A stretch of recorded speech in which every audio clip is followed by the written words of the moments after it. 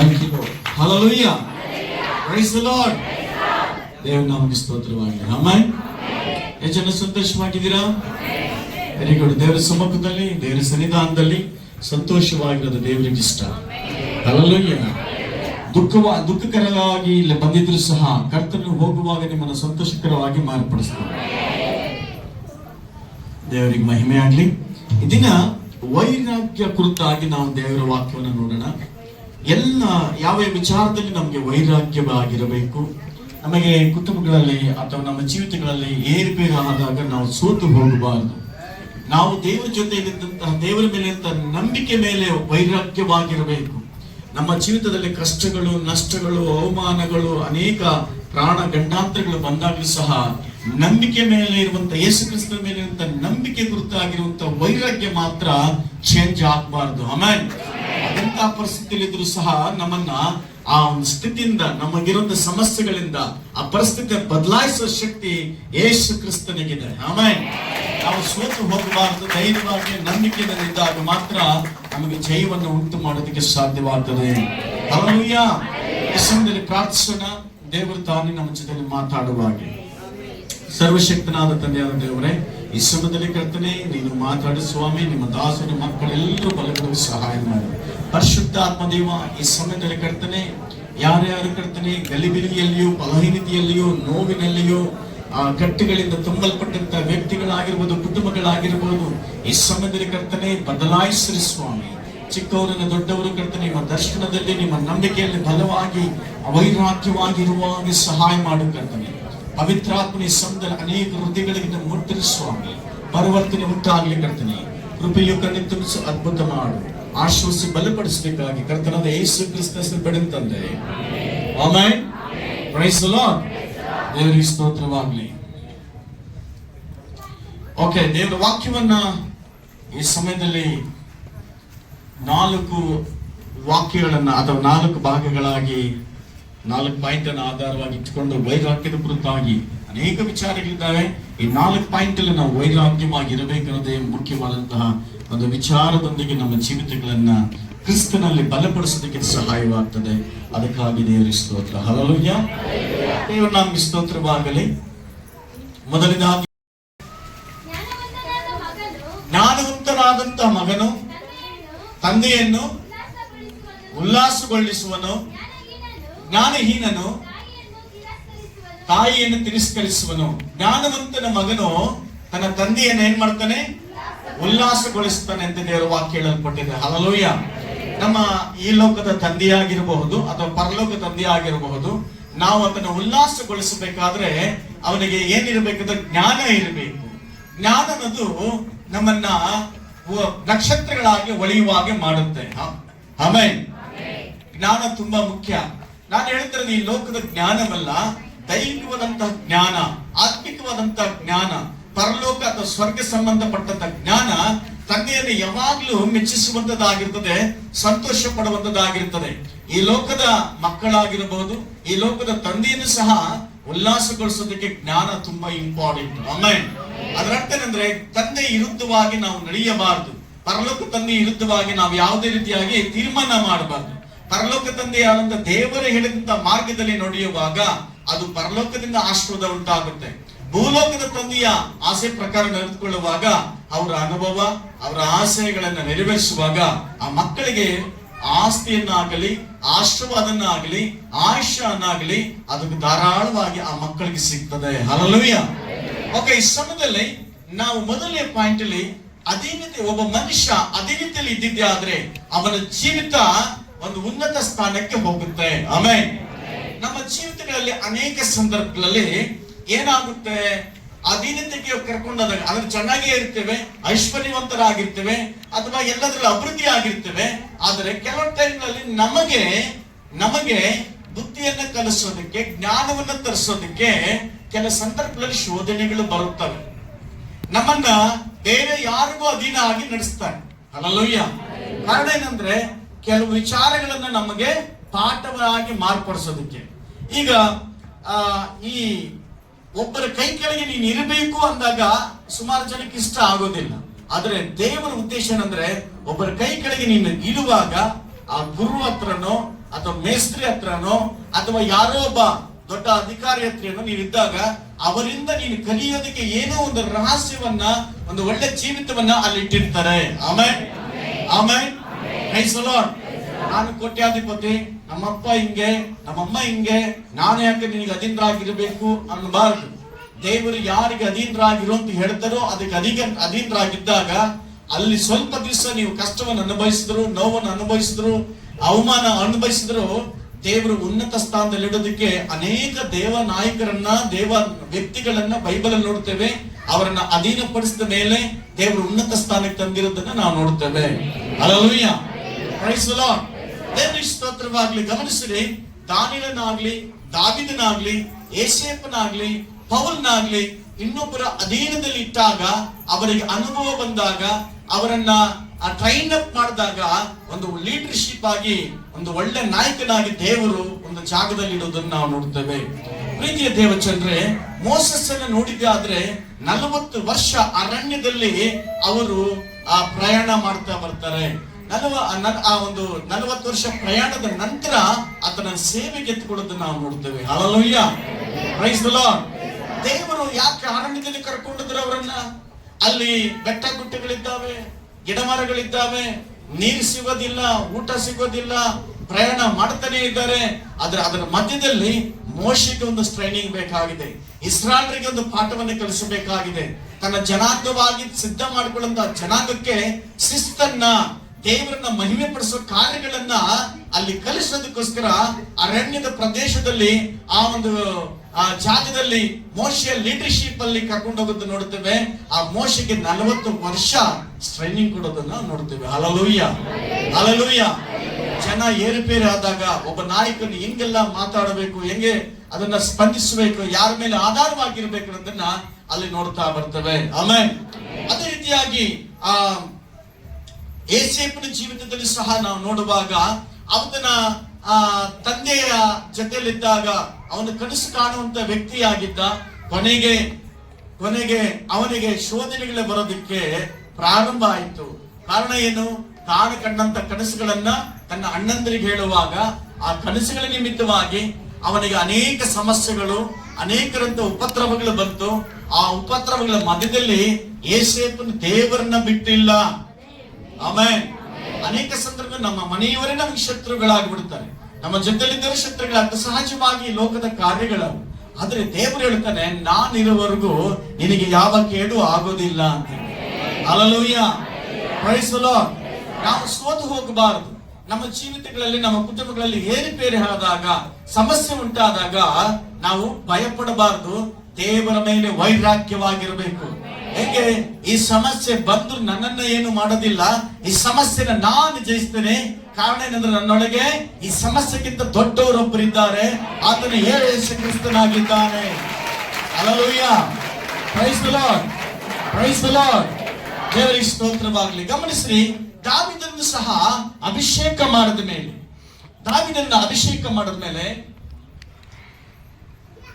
ತಕ್ಷಣ ಸಿಂಹಾಸನದ ಮೇಲೆ ಕೂಡಿಸಲಿಲ್ಲ. ದಾವೀದನನ್ನ ಸೌಲನಿಗೆ ಅಧೀನ ಆಗಿ ಮಾಡ್ತಾರೆ. ಹಲ್ಲೆಲೂಯ. ಸೌಲನ ಅಧೀನ ಮಾಡಿದಾಗ ಸ್ವಂತ ಸೌಲನೇ ಆತನಿಗೆ ವಿರುದ್ಧವಾಗಿ ಸಾಯಿಸಕ್ಕೆ ರೆಡಿ ಆಗ್ತಾನೆ. ಅದಕ್ಕಿಂತ ಮುಂಚಿತವಾಗಿ ಆ ರಾಜ್ಯವನ್ನು ಪಡೆದುಕೊಳ್ಳೋದಕ್ಕೆ ಆತನಿಗೆ ಕೆಲವು ಅನುಭವ ಬೇಕು. ಗೋಲಿಯಾತನನ್ನ ಜಯಿಸಬೇಕು, ಗೋಲಿಯಾತನನ್ನ ಹೊಡಿಬೇಕು. ಅಂತಹ ಅನುಭವಗಳನ್ನು ಇಟ್ಟುಕೊಂಡು ಅದರ ಮುಖಾಂತರ ಸೌಲನ ಮಗಳಾದಂತ ಮೀಕಳನ್ನ ಮದುವೆ ಆಗೋದಕ್ಕೆ ಆಹ್ವಾನ ಬರುತ್ತೆ. ಆಮೆನ್. ಮಗಳ ಕೊಟ್ಟ ಮಾವನೇ ಅವನಿಗೆ ವಿರುದ್ಧವಾಗಿ ನಿಂತು ಅವನು ಸಾಯಿಸಕ್ಕೆ ಪ್ಲಾನ್ ಮಾಡ್ತಾನೆ. ಆದ್ರೆ ದಾವೀದನ ಜೊತೆಯಲ್ಲಿ ದೇವರಿದ್ದರಿಂದ ಎಲ್ಲ ಅಪಾಯಗಳಿಂದ ಬಿಡಿಸಿ ದಾವೀದನನ್ನ ಜೀವಂತವಾಗಿಡ್ತಾನೆ. ಎಲ್ಲಿವರೆಗೂ? ದೇವರು ತಾನು ಅಂದುಕೊಂಡಿದ್ದ ಆ ಸಿಂಹಾಸನ ಮೇಲೆ ಕೂಡಿಸೋವರೆಗೂ ಜೊತೆಲಿದ್ದು ಅನುಭವ ಕೊಟ್ಟು ಎಲ್ಲದರಲ್ಲಿ ಜಯವನ್ನು ಅನುಗ್ರಹ ಮಾಡ್ತಾನೆ ದಾವೀದನಿಗೆ. Amen, amen. ಪಕ್ಕದಲ್ಲೇ ಶತ್ರು ಇದ್ರು ಸಹ ದಾವೀದನ ಮೇಲೆ ಕೈ ಹಾಕದ ಹಾಗೆ ಅದ್ಭುತವಾಗಿ ಕಾಪಾಡ್ತಾನೆ. ರಾತ್ರಿ ಆಗಲಿ ಓಡ್ತಾನೆ ಇರ್ತಾನೆ ದಾವೀದನು, ನಮ್ಮ ಮಾವ ಸಾಯಿಸಕ್ ಬರ್ತಾನೆ ಅಂತೇಳಿ ಭಯದಲ್ಲೇ ಜೀವಿಸ್ತಾನೆ, ಹೆಚ್ಚು ಪ್ರಾರ್ಥನೆ ಮಾಡ್ತಾನೆ. ಆದ್ರೆ ಅವನು ಯಾವಾಗ್ಲೂ ದೇವರ ವಿರುದ್ಧವಾಗಿ ಗುಣಗಾಡಲಿಲ್ಲ, ದೇವರಿಗೆ ಸ್ತೋತ್ರ ಮಾಡ್ತಾನೆ ಇದ್ದ. ವೈರಾಗ್ಯವಾಗಿದ್ದ, ದೇವರ ವಾಗ್ದಾನಗಳನ್ನು ಗಟ್ಟಿಯಾಗಿ ನಂಬಿಕೊಂಡಿದ್ದ. ಕೊನೆಗೆ ದೇವರು ಮಾಡಿದ ವಾಗ್ದಾನ ಪ್ರಕಾರ ದಾವೀದನ ರಾಜನ ಸ್ಥಾನಕ್ಕೆ ಬಂದ. Hallelujah, hallelujah. ಮೊದಲು ಅರಮನೆಯಲ್ಲಿ ಅವನು ಕೆಲಸಗಾರನಾಗ್ತಾನೆ, ಸೈನಿಕನಾಗ್ತಾನೆ. ಈ ಎಲ್ಲವನ್ನ ಅನುಭವ ಕೊಟ್ಟ ನಂತರ ರಾಜನಾಗಿ ದೇವರು ಮಾರ್ಪಡಿಸ್ತಾನೆ. ಹಲ್ಲೆಲೂಯಾ. ಅನೇಕ ಜನಕ್ಕೆ ನಮಗೆ ತಕ್ಷಣ ಮೇಲೆ ಅಧಿಕಾರಿಗಳಾಗ್ಬಿಡ್ಬೇಕು, ದೊಡ್ಡ ಶ್ರೀಮಂತರಾಗ್ಬಿಡ್ಬೇಕು. ಪ್ರಾರ್ಥನೆ ಮಾಡಿದ ತಕ್ಷಣ ಇವತ್ತು 10 ಲಕ್ಷ ಸಾಲ ಇದೆ ದೇವರೇ ಪಟ್ ಅಂತೇಳಿ ದುಡ್ಡು ಬಂದ್ಬಿಡ್ಬೇಕು. ಬಾಗಿಲು ತೆಗಿದ ತಕ್ಷಣ ಯಾರಾದ್ರೂ 10 ಲಕ್ಷ ತಂದು ಬ್ಯಾಗಲ್ಲಿ ಇಟ್ಬಿಟ್ಟು ಬಾಗಿಲ ಹತ್ರ ಬಿಟ್ಟು ಹೋಗ್ಬಿಟ್ರೆ ಸಾಕು ಅಂತ ಅಂದ್ಕೊಂಡಿರ್ತೀವಿ. ರೆಡಿಮೇಡ್ ಫುಡ್ ತರ ಮಾಗಿ ನೀರನ್ನು ಹಾಕಿದ್ರೆ ಹಂಗೆ ಏನಾಗುತ್ತೆ, ಇನ್ಸ್ಟೆಂಟ್ ತಕ್ಷಣವೇ ನೀವು ತಿನ್ನಬಹುದು. ಅದ್ರ ತಕ್ಷಣವೇ ರೋಗ ಕೂಡ ಬರುತ್ತೆ. ಅದೇ ರೀತಿಯಲ್ಲಿ ಇದ್ದಾಗ ಅದು ನಮಗೆ ಪಾಠವನ್ನು ಕಲಿಸುತ್ತೆ. ನಮ್ಮ ಜೀವನದಲ್ಲಿ ರೋಗ ಬರಬಹುದು, ಸಾಲ ಬರಬಹುದು, ಸಮಸ್ಯೆ ಬರಬಹುದು, ಶತ್ರುಗಳಾಗಿರಬಹುದು, ಏನೋ ಒಂದು ನಮಗೆ ವಿರುದ್ಧವಾಗಿ ಕಾಡ್ತಾ ಇರಬಹುದು. ಆದ್ರೆ ಆ ಸಂದರ್ಭದಲ್ಲಿ ಸೋತು ಹೋಗಬಾರದು. ಅದು ನಮಗೆ ಪಾಠವನ್ನು ಕಲಿಸ್ತಾ ಬರ್ತದೆ. ನಮ್ಮ ಜೀವನದಲ್ಲಿ ಅದು ಇನ್ನೊಂದು ಸ್ಥಾನಕ್ಕೆ ನಡೆಸಿಕೊಂಡೋಗೋದಕ್ಕೆ ಸಾಧ್ಯವಾಗುತ್ತೆ. Hallelujah, praise the lord. ಪೌಲ ನೋಡಿದಾದ್ರೆ 3 ವರ್ಷ ಅರಬ್ ದೇಶದಲ್ಲಿ ಗಮನಿನ ಕೈ ಕೆಳಗಡೆ ಆತನು ಇರ್ತಾನೆ. ಆತನು ಪೌಲನು ತುಂಬಾ ಜ್ಞಾನವಂತ, ಧರ್ಮಶಾಸ್ತ್ರ ಚೆನ್ನಾಗಿ ತಿಳ್ಕೊಂಡಂತಹ ವ್ಯಕ್ತಿ, ಚಿಕ್ಕ ವಯಸ್ಸಲ್ಲೇ ವಾಕ್ಯದ ಪ್ರಕಾರ ನಡೆದಂತಹ ವ್ಯಕ್ತಿ. ಆದ್ರೆ ಅವನು ಕ್ರಿಸ್ತನನ್ನು ಅಂಗೀಕಾರ ಮಾಡಿಕೊಂಡಾಗ ಗಮನೆಂಬ ದೇವರ ಸೇವಕರ ಕೈ ಕೆಳಗಡೆ 3 ವರ್ಷ ಆತನು ಅಧೀನತೆಯಲ್ಲಿ ಇರ್ತಾನೆ. ಅದಾದ ನಂತರ ಆತನು ಸೇವೆಯಲ್ಲಿ ಪ್ರಬಲವಾಗಿರೋದಕ್ಕೆ ಸಾಧ್ಯವಾಯಿತು. ಹಲ್ಲೆಲೂಯಾ. ಯಾಕೆ ಇದೆಲ್ಲ ಹೇಳ್ತಾನೆ ಅಂದ್ರೆ, ನಮಗೇನು ಗೊತ್ತಿದೆ ಅನ್ನೋದಕ್ಕಿಂತಲೂ ನಾವು ಏನು ಮಾಡಬೇಕು ಅನ್ನೋದಕ್ಕೆ ದಾರಿಯ ಅನುಭವವನ್ನ ಇಡ್ತಾ ಬರ್ತಾನೆ, ಬೋಧನೆ ಮಾಡ್ತಾ ಬರ್ತಾನೆ. ಒಬ್ಬರ ಕೈ ಕೆಳಗೆ ಇಡುವಾಗ ಅದು ಮುಂದಕ್ಕೆ ಆಶೀರ್ವಾದಕರವಾಗಿಡುತ್ತಾನೆ. Hallelujah, hallelujah. ಅಂತ ಸಂದರ್ಭದಲ್ಲಿ ಸೋತು ಹೋಗಬಾರ್ದು. ನಮಗೆ ಒಂದು ಆಫೀಸರ್ ಇದ್ದಾರೆ ಅಂದ್ರೆ ಅವ್ರಿಗೆ ನಾವು ವಿಧೇಯರಾಗಬೇಕು. ನಮ್ದು ಮ್ಯಾನೇಜರ್ ಇದ್ದಾರೆ ಅಂದ್ರೆ ನಾವು ವಿಧೇಯರಾಗಿರ್ಬೇಕು. ಅಥವಾ ನಮ್ಮ ಸಭೆಯಲ್ಲಿ ಅನೇಕ ಗಾರ್ಮೇಸ್ತ್ರಿಗಳಿದ್ದಾರೆ. ಹಲ್ಲೆಲೂಯಾ, ಹೇಗೆ ಮೇಲ್ಕೆತ್ತೋಣ. Hallelujah, praise the lord, praise the lord. ಗಾರ್ಮೇಸ್ತ್ರಿ ಕೈ ಕೆಳಗೆ ಯಾರಿರ್ತಾರೆ? ದೇವರು ಇರ್ತಾರೆ, ಹೆಲ್ಪರ್, ಸಹಾಯಕರು ಇರ್ತಾರೆ. ಈ ಸಹಾಯಕರು ಯಾರಿಗೆ ಅಧೀನರಾಗಿರ್ಬೇಕು? ಗಾರ್ಮೇಸ್ತ್ರಿಗೆ ಅಧೀನರಾಗಿರ್ಬೇಕು. ಗಾರ್ಮೇಸ್ತ್ರಿ ಯಾರಿಗೆ ಅಧೀನರಾಗಿರ್ಬೇಕು? ಇಂಜಿನಿಯರ್ಗೆ ಅಧೀನರಾಗಿರ್ಬೇಕು. ಆಮೇಲೆ ಅವ್ರು ಹೇಳಿದ್ದು ಕೆಲಸ ಮಾಡುವಾಗ ಅದು ಚೆನ್ನಾಗಿ ಬರುತ್ತೆ. ನೀನೇನ್ ಹೇಳೋದು, ನೀನು ಬಾಗಿಲು ಕಟ್ತೀನಿ, ನಾನು ಬಾಗಿಲು ಕಟ್ತೀನಿ ಅಂದ್ರೆ ಆಗಲ್ಲ. ನಾನು ಇಟಿಕೆ ಇಡ್ತೀನಿ, ನೀನು ಸಿಮೆಂಟ್ ಹಾಕೋದ್ರೆ ಸಿಮೆಂಟ್ ನಾನು ನೀರು ಹಾಕ್ತೀನಿ ಅನ್ನಂಗಿಲ್ಲ. ನಾವು ಹೇಳಿದ್ದನ್ನ ಮಾಡುವಂತ ಲೀಡರ್ ಹೇಳುವಾಗ ಅದನ್ನ ಹಂಗೆ ಮಾಡುದು. ತನ್ನ ಮಕ್ಕಳು ಕಷ್ಟಪಡಬಾರದು ಅಂತೇಳಿ ಸುಮಾರು ತಂದೆ ತಾಯಿ ಯೋಚನೆ ಮಾಡ್ತೀರ ಅಲ್ವಾ? ಯಾಕೆ ಯೋಚನೆ ಮಾಡ್ತೀನಿ? ನಾನು ಓದಿಲ್ಲ, ನನ್ನ ಮಕ್ಕಳು ಓದಬೇಕು, ನಾನು ಕಷ್ಟಪಟ್ಟ ಹಾಗೆ ನನ್ನ ಮಕ್ಕಳು ಕಷ್ಟ ಪಡಬಾರದು ಅನ್ನೋದೇ ಅಂದುಕೊಳ್ಳೋದೇ ತಪ್ಪು. ಆಮೇಲೆ ದೊಡ್ಡ ದೊಡ್ಡ ಶ್ರೀಮಂತರು, ದೊಡ್ಡ ದೊಡ್ಡ ಕಂಪನಿಗಳಿಟ್ಟಂತವ್ರು ಏನ್ ಮಾಡ್ತಾರೆ ಗೊತ್ತಾ? ತನ್ನ ಮಕ್ಕಳನ್ನ ಬೇರೆ ಕಂಪನಿಯಲ್ಲಿ ಕೆಲಸ ಕಳಿಸ್ತಾರೆ, ತನ್ನ ಮಕ್ಕಳನ್ನ ಬೇರೆ ಜಾಗದಲ್ಲಿ ಸೇವೆ ಕಳಿಸ್ತಾರೆ. ಸೇವಕರ ಮಕ್ಕಳನ್ನ ಸೇವಕರು ಬೇರೆ ಪಾಸ್ಟರ್ಗಳಿಗೆ ಇರಬೇಕು, ಅಲ್ಲಿ ಕಲಿಬೇಕು ಅಂತೇಳಿ ಬೇರೆ ಚರ್ಚಲ್ಲಿ ಅಸಿಸ್ಟೆಂಟ್ ಆಗಿ ಸೇರಿಸ್ತಾರೆ. ಕಾರಣ ಏನಂದ್ರೆ ಅಲ್ಲಿ ಪಾಠವನ್ನ, ದೇವರ ವಾಕ್ಯಗಳನ್ನ, ದೇವರ ಶಿಸ್ತನ್ನ ಕಲ್ತುಕೊಳ್ಳೋದಕ್ಕೆ ಅದು ಅನುಕೂಲಕರವಾಗಿರುತ್ತದೆ. Hallelujah, hallelujah, praise the lord. ನೋಡ್ರಿ, ಇವತ್ತ ಇಂದಿನ ಕಾಲದಂತಹ ಅನೇಕ ವಯಸ್ಸಾದಂತಹ ತಂದೆ ತಾಯಿಗಳು ಗೊತ್ತು 100 ರೂಪಾಯಿ ಬೆಲೆ ಎಷ್ಟು ಗೊತ್ತು ಅಲ್ವಾ? ಈಗ ನಾನು ಓದ್ಬೇಕಾದ್ರೆ, ನನಗೆ ಡಿಗ್ರಿವರೆಗೂ ಓದಬೇಕಾದ್ರೆ SLC ನೋಡ್ರಿ, ನಾನು ನಮ್ಮ ಚಿಕ್ಕ ವಯಸ್ಸಲ್ಲಿ 7th ಇದ್ದಾಗ ನಮ್ಮ ತಂದೆ ತೀರೋಗ್ಬಿಟ್ಟು, ಅದಕ್ಕಿಂತ ಮುಂಚಿತವಾಗಿ ನನ್ನ ತಾಯಿ ಹತ್ರ ಬೆಳೆದಿಲ್ಲ, ನಾನು ನಮ್ಮ ಅಜ್ಜಿ ಹತ್ರ ಬೆಳೀತಾ ಇದ್ದೆ. ತಾಯಿ ಪ್ರೀತಿ ಕಾಣಲೇ ಇಲ್ಲ. ಅಜ್ಜಿ ಹತ್ರ ಬೆಳೀತಾ ಇರಬೇಕಾದ್ರೆ ನಮ್ಮ ತಂದೆ ತೀರೋದ ತಕ್ಷಣ ನಾನು ಹಾಸ್ಟೆಲ್ಗೆ, ಆನೇಕಲ್ ಕಡೆ ಹಾಸ್ಟೆಲ್ಗೆ ಹೋಗ್ಬಿಟ್ಟೆ. ಅಲ್ಲಿ ಹೋದಾಗ ಅವಾಗ್ಲೂ ಸಹ ತಂದೆ ತಾಯಿ ಪ್ರೀತಿ ಸಿಗ್ಲಿಲ್ಲ. ಕೊನೆಗೆ ಕಷ್ಟದಲ್ಲೇ ಬೆಳೆದು ಬಂದಿದ್ದು. ಅದಾದ ನಂತರ ಕಾಲೇಜ್ ಆಯ್ತು, ಕಾಲೇಜ್ ಆದ್ಮೇಲೆ ಡಿಗ್ರಿ ಆಯ್ತು. ಇದಕ್ಕೆಲ್ಲ ಹೆಚ್ಚಾಗಿ ನನ್ನ ಶ್ರಮ, ನಾನು ಬೇರೆ ಬೇರೆ ಪುಸ್ತಕಗಳನ್ನ ಓದಿ ಪುಸ್ತಕ ತಗೊಳ್ಳೋದಕ್ಕೂ ನನಗೆ ಕಷ್ಟ ಇತ್ತು. 50 ರೂಪಾಯಿ 100 ರೂಪಾಯಿ ಇದ್ರೆ ಒಂದು ತಿಂಗಳವರೆಗೂ ಕಾಪಾಡ್ಕೊಂತಾ ಇದ್ದ. ಅದು ನಂಗೆ ಖರ್ಚು ಮಾಡ್ತೀರಾ? ಆಮೇಲೆ ಒಂದು ವೇಳೆ ಅದರಲ್ಲೂ ಯಾರಿಗಾದ್ರೂ ಕಷ್ಟ ಅದನ್ನು ಕೊಟ್ಬಿಟ್ಟು ಸುಮ್ಮನೆ ಇರ್ತಾ ಇದೆ. ಆದ್ರೆ ಪಾಸ್ ಆಗಿದ್ದು ಏನಂದ್ರೆ ಬೇರೆ ಪುಸ್ತಕಗಳನ್ನ ಎತ್ಕೊಂಡು ಓದಿದ್ದು. ಆಮೇಲೆ ಇವತ್ತು ನಮ್ಮ ಮಕ್ಕಳಿಗೆ ಅದು ಬರಬಾರದು ಅಂತ ಹೇಳಿ ಯೋಚನೆ ಮಾಡ್ತೀವಿ. ಆಮೇಲೆ ಕಷ್ಟಪಟ್ಟು ಬಂದಿದ್ದೀವಿ, ಅದನ್ನ ನಮ್ಮ ಮಕ್ಕಳು ಸಹ ಆಗ್ಬಾರ್ದು. ಇವಾಗ ಮಕ್ಕಳು ಏನ್ ಮಾಡ್ತಾರೆ, ಅಬ್ಬಾ 500 ರೂಪಾಯಿ ಕೊಡೋದು ಈಸಿ ಕೇಳ್ತಾರೆ. ಅಲ್ಲೂಯ್ಯ, ಅವಾಗ ನಾವು ಯಾರನ್ನು ಕೇಳೋದು ಗೊತ್ತಿಲ್ಲ, ಕೇಳೋಕ್ಕೂ ಆಗಲ್ಲ. ಆಮೇಲೆ ಪ್ರೈಸ್ ದಿ ಲಾರ್ಡ್. ಕಾರಣ ಏನಂದ್ರೆ ನಾವು ಪಟ್ಟಂತ ಕಷ್ಟ ನಮ್ಮ ಮಕ್ಕಳು ಪಡಬಾರ್ದನ್ನೋದು ಎಲ್ಲಾ ತಂದೆ ತಾಯಿಗಳ ಆಸೆ ಆಗಿರ್ತದೆ. ಆದ್ರೆ ಅದರ ಮಧ್ಯದಲ್ಲಿ ವಿದ್ಯಾತ್ವ ಮುಖ್ಯ. ಅವರ ಕೈಗಳಿಗೆ ಹಿಡಿದಿದ್ದಾಗ ಅದು ಆಶ್ಚರ್ಯಕರವಾಗಿರುತ್ತದೆ. ಪ್ರತಿಯೊಂದು ರೂಪಾಯಿಗೂ ಬೆಲೆ ಇದೆ ಅಂತೇಳಿ ಮಕ್ಕಳಿಗೆ ತಿಳಿಸ್ಕೊಡಬೇಕು. Amen, amen. Praise the lord, praise the lord. ದಾನಿಯೇಲನ ಜೀವಿತದಲ್ಲಿ ನೋಡುವಾಗ ಆತನು ಹೆಚ್ಚು ದೇವರಿಗೆ ವಿಧೇಯತೆ ತೋರಿಸ್ತಾ ಇದ್ದ, ಮತ್ತು ದೇವರು ಆತನಲ್ಲಿ ಇದ್ದದ್ದನ್ನ ಜನ ನೋಡ್ತಾ ಇದ್ರು, ಲೀಡರ್ಗಳು ನೋಡ್ತಾ ಇದ್ರು. ಆದ್ರೂ ಸಹ ತನ್ನ ಅಧೀನತೆಯಲ್ಲೇ, ಆ ರಾಜನ ಅಧೀನತೆಯಲ್ಲೇ ಇದ್ದು ತನ್ನ ಕರ್ತನ ಮಹಿಮೆಯನ್ನು ಪಡಿಸ್ತಾ ಬಂದಿದ್ದನ್ನು ನಾವು ನೋಡುತ್ತೇವೆ. ಮೊದಲನೇದಾಗಿ ದಾನಿಯೇಲ ಆ ಇಸ್ರಾಯೇಲ್ ದೇಶದಲ್ಲಿ ಅವರು ಒಂದು ಒಳ್ಳೆ ಕುಟುಂಬದವರೇ, ಜ್ಞಾನವಂತರು, ಭಕ್ತಿವಂತರು, ಐಶ್ವರ್ಯವಂತರೇ ಆಗಿದ್ರು. ಆದ್ರೆ ಐಗುಪ್ತ ದೇಶದ ಜನ ಅಲ್ಲಿನ ಇಸ್ರಾಯೇಲ್ರ ಯೌವನಸ್ಥರನ್ನ ಅವರು ಕ್ಯಾಪ್ಚರ್ ಮಾಡಿ, ಅಥವಾ ವಯಸ್ಸು ಮಕ್ಕಳನ್ನ ಹಿಡ್ಕೊಂಡ್ಬಂದು ತನ್ನ ಅರಮನೆಯಲ್ಲಿ ಕೆಲಸ ಮಾಡ್ಬೇಕಂತೇಳಿ ಆ ದೇಶವನ್ನ ದಾಳಿ ಮಾಡಿದಾಗೆಲ್ಲ ಅಲ್ಲಿನ ಹೆಣ್ಣು ಮಕ್ಕಳನ್ನ, ಅಲ್ಲಿನ ಯೌವನಸ್ಥರನ್ನ ಹಿಡ್ಕೊಂಡ್ಬಂದು ತನ್ನ ಆಸ್ಥಾನದಲ್ಲಿ ಕೆಲಸಕ್ಕೆ ಇಟ್ಕೊಳ್ತಾ ಇದ್ರು. ಅಂತ ದಾಳಿ ಮಾಡಿದ ಸಂದರ್ಭದಲ್ಲಿ ದಾನಿಯೇಲನ ಜೊತೆ 4 ಜನ, ಒಟ್ಟು 4 ಜನ ಯಹೂದ್ಯರನ್ನ ಅಲ್ಲಿಂದ ಹಿಡ್ಕೊಂಡ್ಬರೋದನ್ನ ನಾವು ನೋಡ್ತೇವೆ. ಅವನು ಆ ಒಂದು ದಾನಿಯೇಲನ ಗ್ರಂಥದಲ್ಲಿ ನೋಡ್ತೇವೆ. 1ನೇ ಅಧ್ಯಾಯ 4ನೇ ವಾಕ್ಯ ಹೋದ್ರೆ, ದಾನಿಯೇಲನ ಗ್ರಂಥ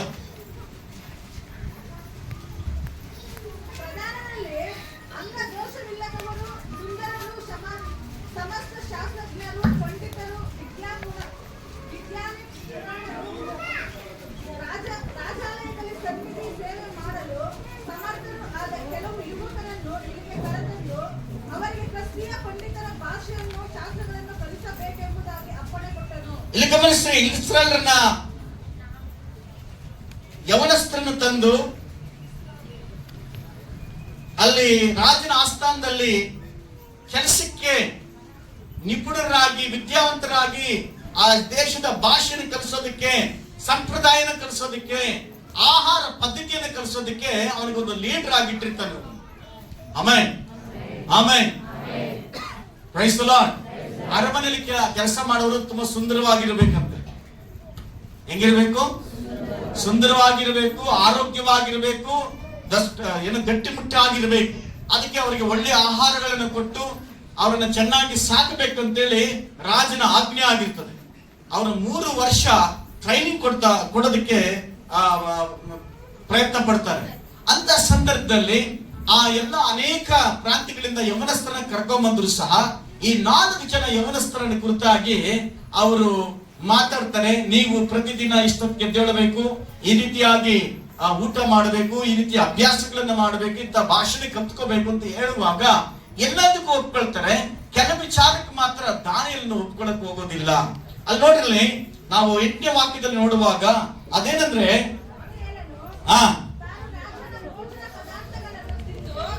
ರಾಜನ ಕುಡಿಯುವ ದ್ರಾಕ್ಷಾರಸವನ್ನು ಕುಡಿದು ತನ್ನನ್ನು ಅಶುದ್ಧ ಮಾಡಿಕೊಳ್ಳಬಾರದೆಂದು ನಿಶ್ಚಯಿಸಿ ಕಂಚುಕಿಯರ ಅಧ್ಯಕ್ಷನಿಗೆ. ಗಮನಿಸಬೇಕಾದೇನೆಂದ್ರೆ, ಊಟದ ವ್ಯವಸ್ಥೆಯಲ್ಲಿ, ಊಟದ ಒಂದು ವಿಷಯದಲ್ಲಿ ದಾನಿಯೇಲನು ತನ್ನನ್ನು ಅಶುದ್ಧ ಮಾಡಿಕೊಳ್ಳಲಾರೆ ಅಂತೇಳಿ ಆ ರಾಜನ ಆ ಕೈ ಕೆಳಗೆ ಕೆಲಸ ಮಾಡುವಂತಹ ಅಧ್ಯಕ್ಷನಿಗೆ, ಆ ಕಂಚಿಗೆಯನಿಗೆ ವಿಜ್ಞಾಪನೆ ಮಾಡಿಕೊಳ್ತಿದ್ದಾನೆ. ಆಮೇಲೆ ಯಾಕೆ ದಾನಿಯೇಲನು ಆ ಊಟವನ್ನ ತಿಂತಾ ಇಲ್ಲ, ಆ ದ್ರಾಕ್ಷರಸವನ್ನ ಕುಡಿತಾ ಇಲ್ಲ ಅಂದ್ರೆ, ಗಮನಿಸ್ರಿ, ಆ ಊಟ ತಿನ್ನಬಾರ್ದಂತಲ್ಲ. ಆ ಊಟ ಆ ರಾಜನ ಆಸ್ಥಾನದಲ್ಲಿ ಆ ಊಟ ಅನ್ನೋದು, ಊಟ ಮಾಡೋದಕ್ಕೆ ಮುಂಚೆ ಅಲ್ಲಿನ ವಿಗ್ರಹಗಳಿಗೆ ಬಲಿಯನ್ನು ಅರ್ಪಿಸ್ತಾರೆ. ಬಲಿಯನ್ನು ಅರ್ಪಿಸಿ ಆ ರಕ್ತವನ್ನ ಆ ಬಲಿ ಕೊಟ್ಟು ಆ ಮಾಂಸವನ್ನ ಊಟವಾಗಿ ಅರಮನೆಯಲ್ಲಿ ಹೆಚ್ಚಾಗಿ ಬಳಸುವಂತ ನೋಡ್ತೇವೆ. ಎರಡನೇದಾಗಿ ದ್ರಾಕ್ಷರಸ. ನಾವು ತಿಂಗಳಿಗೊಂದು ಸಾರಿ ಕರ್ತನ ಭೋಜನದಲ್ಲಿ ದ್ರಾಕ್ಷರಸವನ್ನು ಬಳಸ್ಕೊಳ್ತೇವೆ ಅಲ್ವಾ? ಅದು ಒಡಂಬಡಿಕೆಯ ರಕ್ತವಾಗಿರ್ತದೆ, ನಾವು ತಗೊಳ್ತೇವೆ. ಅದೇ ರೀತಿಯಾಗಿ ಅವರ ಒಂದು ರಾಜ್ಯದಲ್ಲಿ ಸಹ ಒಂದು ಒಡಂಬಡಿಕೆ ಇದೆ. ಅದು ಎಂತ ಒಡಂಬಡಿಕೆ? ವಿಗ್ರಹಗಳಿಗೂ ಮತ್ತು ಆ ರಾಜನ ಆ ಪ್ರಜೆಗಳಿಗಿರುವಂತ ಒಡಂಬಡಿಕೆಯನ್ನು ಸೂಚಿಸುವಂತದೆ. ಅದಕ್ಕೆ ಅದನ್ನು ದಾನಿಯೇಲ ಹೇಳ್ತಾನೆ, ನಾನು ಆ ಆಹಾರವನ್ನು ತಿನ್ನೋದಿಲ್ಲ ಅಂದ್ರೆ ಮಾತ್ರ, ಅಂದ್ರೆ ಅದನ್ನು ಮಾಂಸ ತಿನ್ನಲ್ಲ ಅಂತಲ್ಲ, ಬಲಿ ಕೊಟ್ಟಂತ ಆಹಾರವನ್ನ ನಾನು ತಿನ್ನೋದಿಲ್ಲ, ಒಪ್ಪಂದ ಮಾಡಿದಂತ ದ್ರಾಕ್ಷರಸವನ್ನ ನಾನು ಕುಡಿಯೋದಿಲ್ಲ. ಹಲ್ಲೆಲೂಯಾ. ಯಾಕಂದ್ರೆ ಈ ಭೂಮಿಯನ್ನ, ಆಕಾಶವನ್ನು, ಸಕಲವನ್ನು ಸೃಷ್ಟಿ ಮಾಡಿದಂತ ಸೃಷ್ಟಿಕರ್ತನ ಮಕ್ಕಳು ನಾವು, ಆತನೊಬ್ಬನನ್ನೇ ನಾವು ಆರಾಧಿಸ್ತೇವೆ. ಹಲ್ಲೆಲೂಯಾ. Praise the lord. ನಾವು ಆ ಸೃಷ್ಟಿಕರ ಜೀವವುಳ್ಳ ದೇವರನ್ನ ಆರಾಧಿಸುವುದರಿಂದ ಬೇರೆ ಯಾವುದನ್ನು ನಾವು ಅದು ತಿನ್ನೋದಿಲ್ಲ, ಕುಡಿಯೋದಿಲ್ಲ ಅಂತೇಳಿ ತನ್ನನ್ನು ತಾನು ಪ್ರತಿಷ್ಠಾಪನೆ ಮಾಡಿಕೊಂಡಿದ್ದನ್ನ ಹೇಳ್ತಾನೆ. ಅವಾಗ ಆ ಚಕಂಚಿಕೆ ನಾವು ಮನಸ್ಸಲ್ಲಿ ದೇವರ ಕರುಣೆ ತೋರಿಸಿ ಆತನಿಗೆ ಎಕ್ಸ್ಕ್ಯೂಸ್ ಕೊಡೋದು ನೋಡ್ತೇವೆ. ಆಯ್ತು ಅಂತ ಹೇಳೋ ರೀತಿಯಲ್ಲಿ ನಾವು ನೋಡ್ತೇವೆ. ಹಲ್ಲೆಲೂಯಾ. ಹೋದ್ರೆ ವಾಕ್ಯವನ್ನ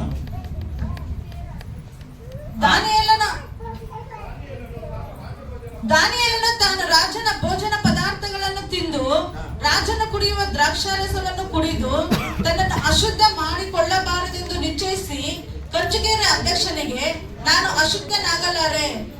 ಯಾವ ವಿಷಯದಲ್ಲಿ ಅಧೀನರಾಗಬೇಕು, ಯಾವ ವಿಷಯದಲ್ಲಿ ಅಧೀನತೆ ಆಗಬಾರದೆಂದು ತೋರಿಸಲ್ಪಟ್ಟಿದೆ. Amen, amen.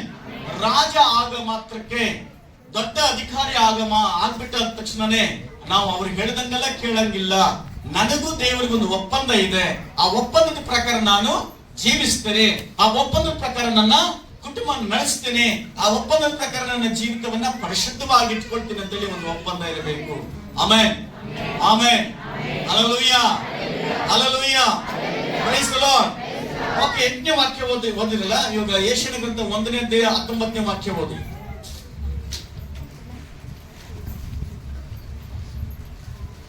ನೀವು ಒಪ್ಪಿ ವಿಧೇಯರಾದರೆ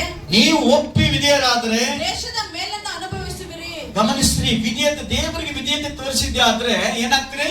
ದೇಶದ ಮೇಲನ್ನ ಅನುಭವಿಸ್ತೀರಾ. ನಿಮ್ಮ ಜೀವನದ ಒಳ್ಳೆದನ್ನ ಅನುಭವಿಸ್ತೀರಾ. ಯಾರಿಗೆ ಅಧೀನರಾಗಿರ್ಬೇಕು? ದೇವರಿಗೆ. ದೇವರ ವಾಕ್ಯ ಹೇಳಲ್ಪಟ್ಟಿದೆ ನೋಡ್ರಿ, ನೀವು ಒಪ್ಪಿ ವಿಧೇಯರಾದರೆ ದೇಶದ ಮೇಲನ್ನ ಅನುಭವಿಸುವಿರಿ. ಒಪ್ಪದ ತಿರುಗಿ ಬಿದ್ರೆ ಹತ್ತಿಯ ಬಾಯಿಗೆ ತುತ್ತ ಹಾಕ್ತೀರಿ. ಈ ಮಾತುಗಳೆಲ್ಲ ದಾನಿಯೇಲ ಚೆನ್ನಾಗಿ ತನ್ನ ಜೀವಿತದಲ್ಲಿ ಅಳವಡಿಸಿಕೊಂಡಿದ್ದ. ದೇವರ ಮಾತಿಗೆ ನಾವು ವಿಧೇಯರಾಗಿರಬೇಕು. ದೇವರ ಸೇವಕರ ಮಾತಿಗೆ ವಿಧೇಯರಾಗಿರಬೇಕು. ಸಭೆ ಮಾತಿಗೆ ನಾವು ವಿಧೇಯರಾಗಿರಬೇಕು. ವಿಧೇಯತೆ ತೋರಿಸುವಾಗ ಅದು ಆಶೀರ್ವಾದಕರವಾಗಿರುತ್ತದೆ. ಆಮೆನ್. ಜೊತೆಗೆ ಆಮೆನ್. Praise the lord. ದೇವರಿಗೆ ಸ್ತೋತ್ರವಾಗಲಿ. ದಾನಿಯೇಲನು ಆತನ ರಾಜನಿಗಿಂತ ಹೆಚ್ಚಾಗಿ ಯಾರಿಗೆ ವಿಧೇಯನಾಗಿದ್ದ? ದೇವರಿಗೆ ವಿಧೇಯನಾಗಿದ್ದ. ದೇವರು ಆತನಿಗೆ ಬೇರೆಯವರಿಗೆ ವಿಧೇಯರಾಗಿದ್ರು ಸಹ ದೇವರು ಆತನ ಜೊತೆ ಇದ್ದಿದ್ರಿಂದ ಹಂತವಾಗಿ ದಾನಿಯೇಲನ ಉನ್ನತ ಸ್ಥಾನಕ್ಕೆ ತೆಗೆದುಕೊಂಡು ಬರೋದು ನಾವು ನೋಡ್ತೇವೆ. Amen, amen. ಹಲ್ಲೆಲೂಯಾ. ದೇವರಿಗೆ ಅಧೀನತೆಯಲ್ಲಿ ಬೇಕಾದ್ರೆ ಆ ವೈರಾಗ್ಯ ಇರಬೇಕು ನಮಗೆ. ನಾನು ರಾಜನ ಮಾತು ಕೇಳದ, ದೇವರ ಮಾತು ಕೇಳದ, ದೇವರ ಮಾತು ಕೇಳದ, ರಾಜನ ಮಾತು ಕೇಳದ. ಆಮೆನ್. ನಮ್ಮ ಮೇಲಿರುವಂತ ಅಧಿಕಾರಿಗಳು ನೋಡ್ತಾ ಇರ್ತಾರೆ, ನಮ್ಮನ್ನ ಶಾಪಕ್ಕೋ, ಪಾಪಕ್ಕೋ, ಲಂಚಕ್ಕೋ ತೆಗೆದುಕೊಳ್ಳೋದಕ್ಕೆ ಪ್ರೇರೇಪಣೆ ಮಾಡ್ತಾರೆ. ಆದ್ರೆ ಅಲ್ಲಿ ಪವಿತ್ರಾತ್ಮ ನಮಗೆ ಹೇಳ್ತಾ ಇರ್ತಾನೆ, ಇದು ತಗೋಬೇಡ, ಇದು ತಿನ್ನಬೇಡ, ಇದು ಹೋಗ್ಬೇಡ, ಇದು ಲಂಚ ತಗೋಬೇಡ, ಇವ್ರ ಜೊತೆ ಸೇರ್ಬೇಡ ಅಂತ ಹೇಳುವಾಗ, ಪವಿತ್ರಾತ್ಮಗೆ ವಿಧೇಯತೆ ತೋರಿಸುವಾಗ ನಿಮ್ಮ ಜೀವಿತಗಳು ಚೆನ್ನಾಗಿರುತ್ತದೆ. Amen, amen. ಆಶೀರ್ವಾದಕರವಾಗಿರುತ್ತದೆ. Hallelujah, hallelujah. ದೇವರಿಗೆ ಸ್ತೋತ್ರವಾಗಲಿ. ಆಮೆನ್. ಓಕೆ, ಗಮನಿಸಿರಿ, ನಾವು ಯಾರಿಗೆ ವಿಧೇಯರಾಗಿದ್ದೇವೆ? ದೇವರಿಗೂ ಈ ಲೋಕದ ಅಧಿಕಾರಕ್ಕೂ. ಯಾರಿಗೆ ವಿಧೇಯರಾಗಿರಬೇಕು? ದೇವರಿಗೆ. ದೇವರಿಗೆ ವಿಧೇಯರಾಗಿದ್ದೆ ಆದ್ರೆ ದೇವರು ನಮ್ಮನ್ನ ಉನ್ನತವಾಗಿ ಒಂದೊಂದು ಮೆಟ್ಲಾಗಿ ನಮ್ಮನ್ನ ಮೇಲೆಗೆ ತೆಗೆದುಕೊಂಡು ಬರ್ತಾನೆ. ಜೊತೆಗೆ ಪಾಠವನ್ನೇ ಕಲಿಸ್ತಾ ಬರ್ತಾನೆ. Hallelujah, hallelujah. Praise the lord. ಈ ಅಧೀನತೆ ಆದ ನಂತರ ನಾವು ಚೆನ್ನಾಗಿ ಪ್ರಾರ್ಥನೆಗಳು ಅಥವಾ ವಿಶ್ವಾಸದಲ್ಲಿ ಬೆಳೀತಿರ್ಬೇಕಾದ್ರೆ ನಮಗೆ ಶೋಧನೆಗಳು ಬರ್ತವೆ ಅಥವಾ ಪರೀಕ್ಷೆ ಬರುತ್ತೆ. 2ನೇ ಪಾಯಿಂಟ್ ಯಾವುದು? ಪರೀಕ್ಷೆ. ಈ ಪರೀಕ್ಷೆಯಲ್ಲಿ ನಾವು ಸೋತು ಹೋಗ್ಬಾರ್ದು, ಭಯ ಬೀಳಬಾರ್ದು. ಎಷ್ಟು ಜನ ಕಾಲೇಜು ಸ್ಕೂಲ್ಗೆ ಹೋಗಿದ್ದೀರಾ? 4-5 ಜನ. ಓಕೆ, ಎಷ್ಟು ಜನಕ್ಕೆ ನಿಮ್ಮ ಮಕ್ಕಳು ಸ್ಕೂಲ್ ಸೇರಿಸಿದ್ರಲ್ಲ, ಅವ್ರಿಗೆ ಟೆಸ್ಟ್ ಅಥವಾ ಎಕ್ಸಾಮ್ ಬೇಕಾ ಬೇಡವಾ? ಎಕ್ಸಾಮ್ ಬೇಡವಾ? ಕರೆಕ್ಟ್, ಎಕ್ಸಾಮ್ ಬೇಡ. ಎಕ್ಸಾಮ್ ಬೇಡ ಅಂದ್ಮೇಲೆ ನೀನು ಎಷ್ಟು ತಿಳ್ಕೊಂಡಿದ್ದೀಯ ಅಂತ ಗೊತ್ತಾಗೋದು ಹೆಂಗೆ? ನೀನು ಎಷ್ಟು ತಿಳ್ಕೊಂಡಿದ್ದೀಯ ಅಂತ ಗೊತ್ತಾಗೋದು ಹೆಂಗೆ? ನೀನು ಪಾಸ್ ಆಗಿದೆಯಾ, ಪಾಸ್ ಆಗೋದಕ್ಕೆ ಅಥವಾ ಈ ಪಾಠ ಅರ್ಥ ಆಗಿದೆ ಅಂತ ಗೊತ್ತಾಗೋದು ಹೆಂಗೆ? ಎಕ್ಸಾಮ್ ಇಕ್ಬೇಕು, ಪರೀಕ್ಷೆ ಇಕ್ಬೇಕು. ಪರೀಕ್ಷೆ ಇಕ್ಕಿದ್ರೇನೆ ನೀನ್ ಎಷ್ಟು ತಿಳ್ಕೊಂಡಿದ್ಯಾ, ಎಷ್ಟು ನೀನ್ ನಿದ್ದೆ ಮಾಡಿದೆ ಸ್ಕೂಲಲ್ಲಿ, ಅಥವಾ ಪಾಠ ಕೇಳ್ದ, ಅಥವಾ ಆಟ ಆಡ್ಕೊಂಡಿದ್ದ, ಇಲ್ಲ ಚಕ್ಕರ್ ಹೊಡ್ದ, ಇಲ್ಲ ತಿರ್ಕೊಂಡಿದ್ದ ಗೊತ್ತಾಗೋದು ಯಾವಾಗ? ನನ್ನ ಜೊತೆಲಿ ಓದ್ತಿರುವಂತ ಸಂದರ್ಭದಲ್ಲಿ 4ನೇ ಕ್ಲಾಸಿಂದ BA ವರೆಗೂ ನಾನು ಲೀಡರ್ ಆಗಿ ದೇವ್ರು ನನಗೆ ಆಮೇಲೆ ಆದ್ರೆ ಗಮನಿಸಿರಿ, ಈ ಸೆಂಟ್ರಲ್ಲಿ ಒಂದು ಸಾರಿ ಒಬ್ಬ ಬೇರೆ ಊರಿಂದ ಬಂದ ಒಬ್ಬ ಹುಡುಗ ಬಂದು ಜಾಯಿನ್ ಆದ. ಬೆಳ್ಳಗಿದ್ದಾನೆ, ನಮ್ಗೆಲ್ಲರಿಗಿಂತ ದಪ್ಪಗಿದ್ದಾನೆ, ಜೋರಾಗಿ ಮಾತಾಡ್ತಾನೆ. ಎಲ್ಲ ಜೋರಾಗಿ ಮಾತಾಡ್ತಿರ್ಬೇಕಾದ್ರೆ ಎಲ್ಲರನ್ನು ಹೂ ಅಂತ ಇದ್ದ. ನಾವೆಲ್ಲ ಅಂದ್ಕೊಟ್ರಿ ಎಲ್ಲ ಚೆನ್ನಾಗಿ ಓದ್ತಾ ಇರ್ಬೋದು ಅಂತ. ಆಮೇಲೆ ಸರಿ, ಎಲ್ಲದ್ರಲ್ಲಿ ಇದ್ದಾನೆ, ಫಾಸ್ಟ್ ಆಗಿದ್ದಾನೆ, ಎಲ್ಲರನ್ನ ಬೆದರಿಸ್ತಾನೆ. ಸರಿ, ಆ ಟೆಸ್ಟ್ ಬಂತು. ಟೆಸ್ಟ್ ಬಂದಾಗ ಆ ಟೆಸ್ಟ್ ಅಲ್ಲಿ ಪಾಠ ಮಾಡಿದಂತ ಟೆಸ್ಟ್ ಇದ್ದಾಗ ಆ ಟೆಸ್ಟ್ ಪೇಪರ್ ಅಲ್ಲಿ ಅವನ ಪೇಪರ್ ನೋಡುವಾಗ ಎಲ್ರಿಗಿಂತ ಲಾಸ್ಟ್ ನಂಬರ್ ಅವನು. ನಾವು ಅಂದುಕೊಂಡಿದ್ದೆಲ್ಲ ಸುಳ್ಳು. ಆಮೇನ್ ಪ್ರೈಸ್ ದಿ ಲಾರ್ಡ್. ದೇವರಿಗೆ ಸ್ತೋತ್ರವಾಗಲಿ. ಗಮನಿಸಿ, ಪಿಕ್ಚರ್ ನೋಡಿದ ತಕ್ಷಣ ಇವ್ರು ಹೆಂಗೆ ಅಂತ ಹೇಳ್ಕೊಳಕ್ ಆಗಲ್ಲ. ಟೆಸ್ಟ್ ಅನ್ನೋದಿದ್ರೇನೆ ಇದನ್ನ ರಿಯಲ್ ಆಗಿ ಓದಿದ್ದಾನ ಇಲ್ಲ ಅಂತ ಗೊತ್ತಾಗೋದು. ಆಮೇನ್. ಆ ಟೆಸ್ಟ್ ಬರ್ದು ಆ ಕ್ವಶನ್ ಪೇಪರ್ ನೋಡೋವರೆಗೂ ನಮಗೆ ಇವನು ಪರವಾಗಿಲ್ಲ ಅಂತ ಇದ್ವಿ. ಆ ಟೆಸ್ಟ್ ಬಂದ್ಮೇಲೆ ಗೊತ್ತಾಯ್ತು, ಇವ್ನು ನೋಡು ದಂಡಪಿಂಡ, ಇವನು ಸುಮ್ನೆ ನೋಡಕ್ ಮಾತ್ರ ಇದ್ದಾನೆ, ಇವನು ಓದೋದ್ರಲ್ಲಿ ಏನ್ರಲ್ಲಿ ಇಲ್ಲ ಅಂತ ಗೊತ್ತಾಯ್ತು. ಹಲ್ಲೆಲೂಯಾ. Praise the lord. ಅದೇ ರೀತಿಯಾಗಿ ನಮ್ಮ ಜೀವಿತದಲ್ಲಿ ಸಹ, ವಿಶ್ವಾಸದ ಜೀವಿತದಲ್ಲಿ ಪಾಸ್ಟರ್ಗಳಾಗಿರ್ಬೋದು, ಸೇವೆ ಮಾಡುವಂತರಾಗಿರ್ಬೋದು, ಅಥವಾ ವಿಶ್ವಾಸಿಗಳಾಗಿರ್ಬೋದು, ದೇವರು ನಮ್ಮ ತಕ್ಷಣ ಕಷ್ಟ ಇಲ್ಲ ಅಥವಾ ಪರೀಕ್ಷೆ ಇಲ್ಲ ಅಂತಲ್ಲ. ಪರೀಕ್ಷೆ ಖಂಡಿತ ಬರುತ್ತೆ, ಪರೀಕ್ಷೆ ಖಂಡಿತ ಇದೆ. ದೇವರು ನಂಬಿದೆಯಾ ಇಲ್ಲ ಅಂತೇಳಿ ಟೆಸ್ಟ್ ಇರ್ತದೆ. ಆದ್ರೆ ಟೆಸ್ಟ್ ಅಲ್ಲಿ ದೇವರು ಕೈ ಬಿಡೋದಿಲ್ಲ, ಜೊತೆ ಇದ್ದು ನಿಮ್ಮನ್ನ ಆ ಟೆಸ್ಟ್ ಅಲ್ಲಿ, ಆ ಪರೀಕ್ಷೆಯಲ್ಲಿ ಜಯ ಹೊಂದಲು ದೇವರು ಸಹಾಯ ಮಾಡ್ತಾರೆ. ಆದ್ರೆ ನಾವು ಪರೀಕ್ಷೆ ಬಂದಾಗ, ಪರೀಕ್ಷೆ ಅಂದ್ರೆ ಏನು? ಕೆಲವು ಸಂದರ್ಭದಲ್ಲಿ ಊಟಕ್ಕೆ ಇಲ್ದಿರ ಆಗ್ಬಿಡುತ್ತೆ, ದುಡ್ಡು ಇಲ್ದಿರ ಆಗ್ಬಿಡುತ್ತೆ, ಅಥವಾ ಬಟ್ಟೆ ಇಲ್ದಿರ ಆಗ್ಬಿಡುತ್ತೆ, ಅಥವಾ ಆರೋಗ್ಯ ಕಿತ್ತು ಹೋಗ್ಬಿಡ್ತದೆ, ಅಥವಾ ನಿದ್ದೆ ಬರ್ದಿರ ಆಗ್ಬಿಡ್ತದೆ, ಭಯ ಆಗಿರ್ಬೋದು, ಶತ್ರುಗಳು ಜಾಸ್ತಿ ಆಗಿರ್ಬೋದು. ಇದಕ್ಕೆಲ್ಲ ಭಯ ಬಿದ್ದು ನಾವು ಓಡಿ ಹೋಗ್ಬಾರ್ದು, ಗೊಣಗುಟ್ಕೋಬಾರ್ದು. ಆಮೇಲೆ ಅಂತ ಸಂದರ್ಭದಲ್ಲಿ ಒಂದು ವೈರಾಗ್ಯ ಇರ್ಬೇಕು. ಏನಂದ್ರೆ, ನಾನು ಈ ಚೆನ್ನಾಗಿ ಜ್ಞಾಪಕದಲ್ಲಿ ನನಗಿರುವಂತ ಈ ಶತ್ರುತ್ವ, ನನಗಿರುವಂತ ಈ ಸಮಸ್ಯೆಗಿಂತ ನನ್ನೊಳಗೆ ಒಬ್ಬ ದೊಡ್ಡವರಿದ್ದಾರೆ, ಅವರು ಯೇಸು ಯೇಸು ಯೇಸು ಅಂತ ಹೇಳ್ತಾನೆ ಇರಬೇಕು. ಆಮೇಲೆ ಹೇಳಿ, ಯಾರಿದ್ದಾರೆ? ಆಮೇನ್. ಹಲ್ಲೆಲೂಯಾ.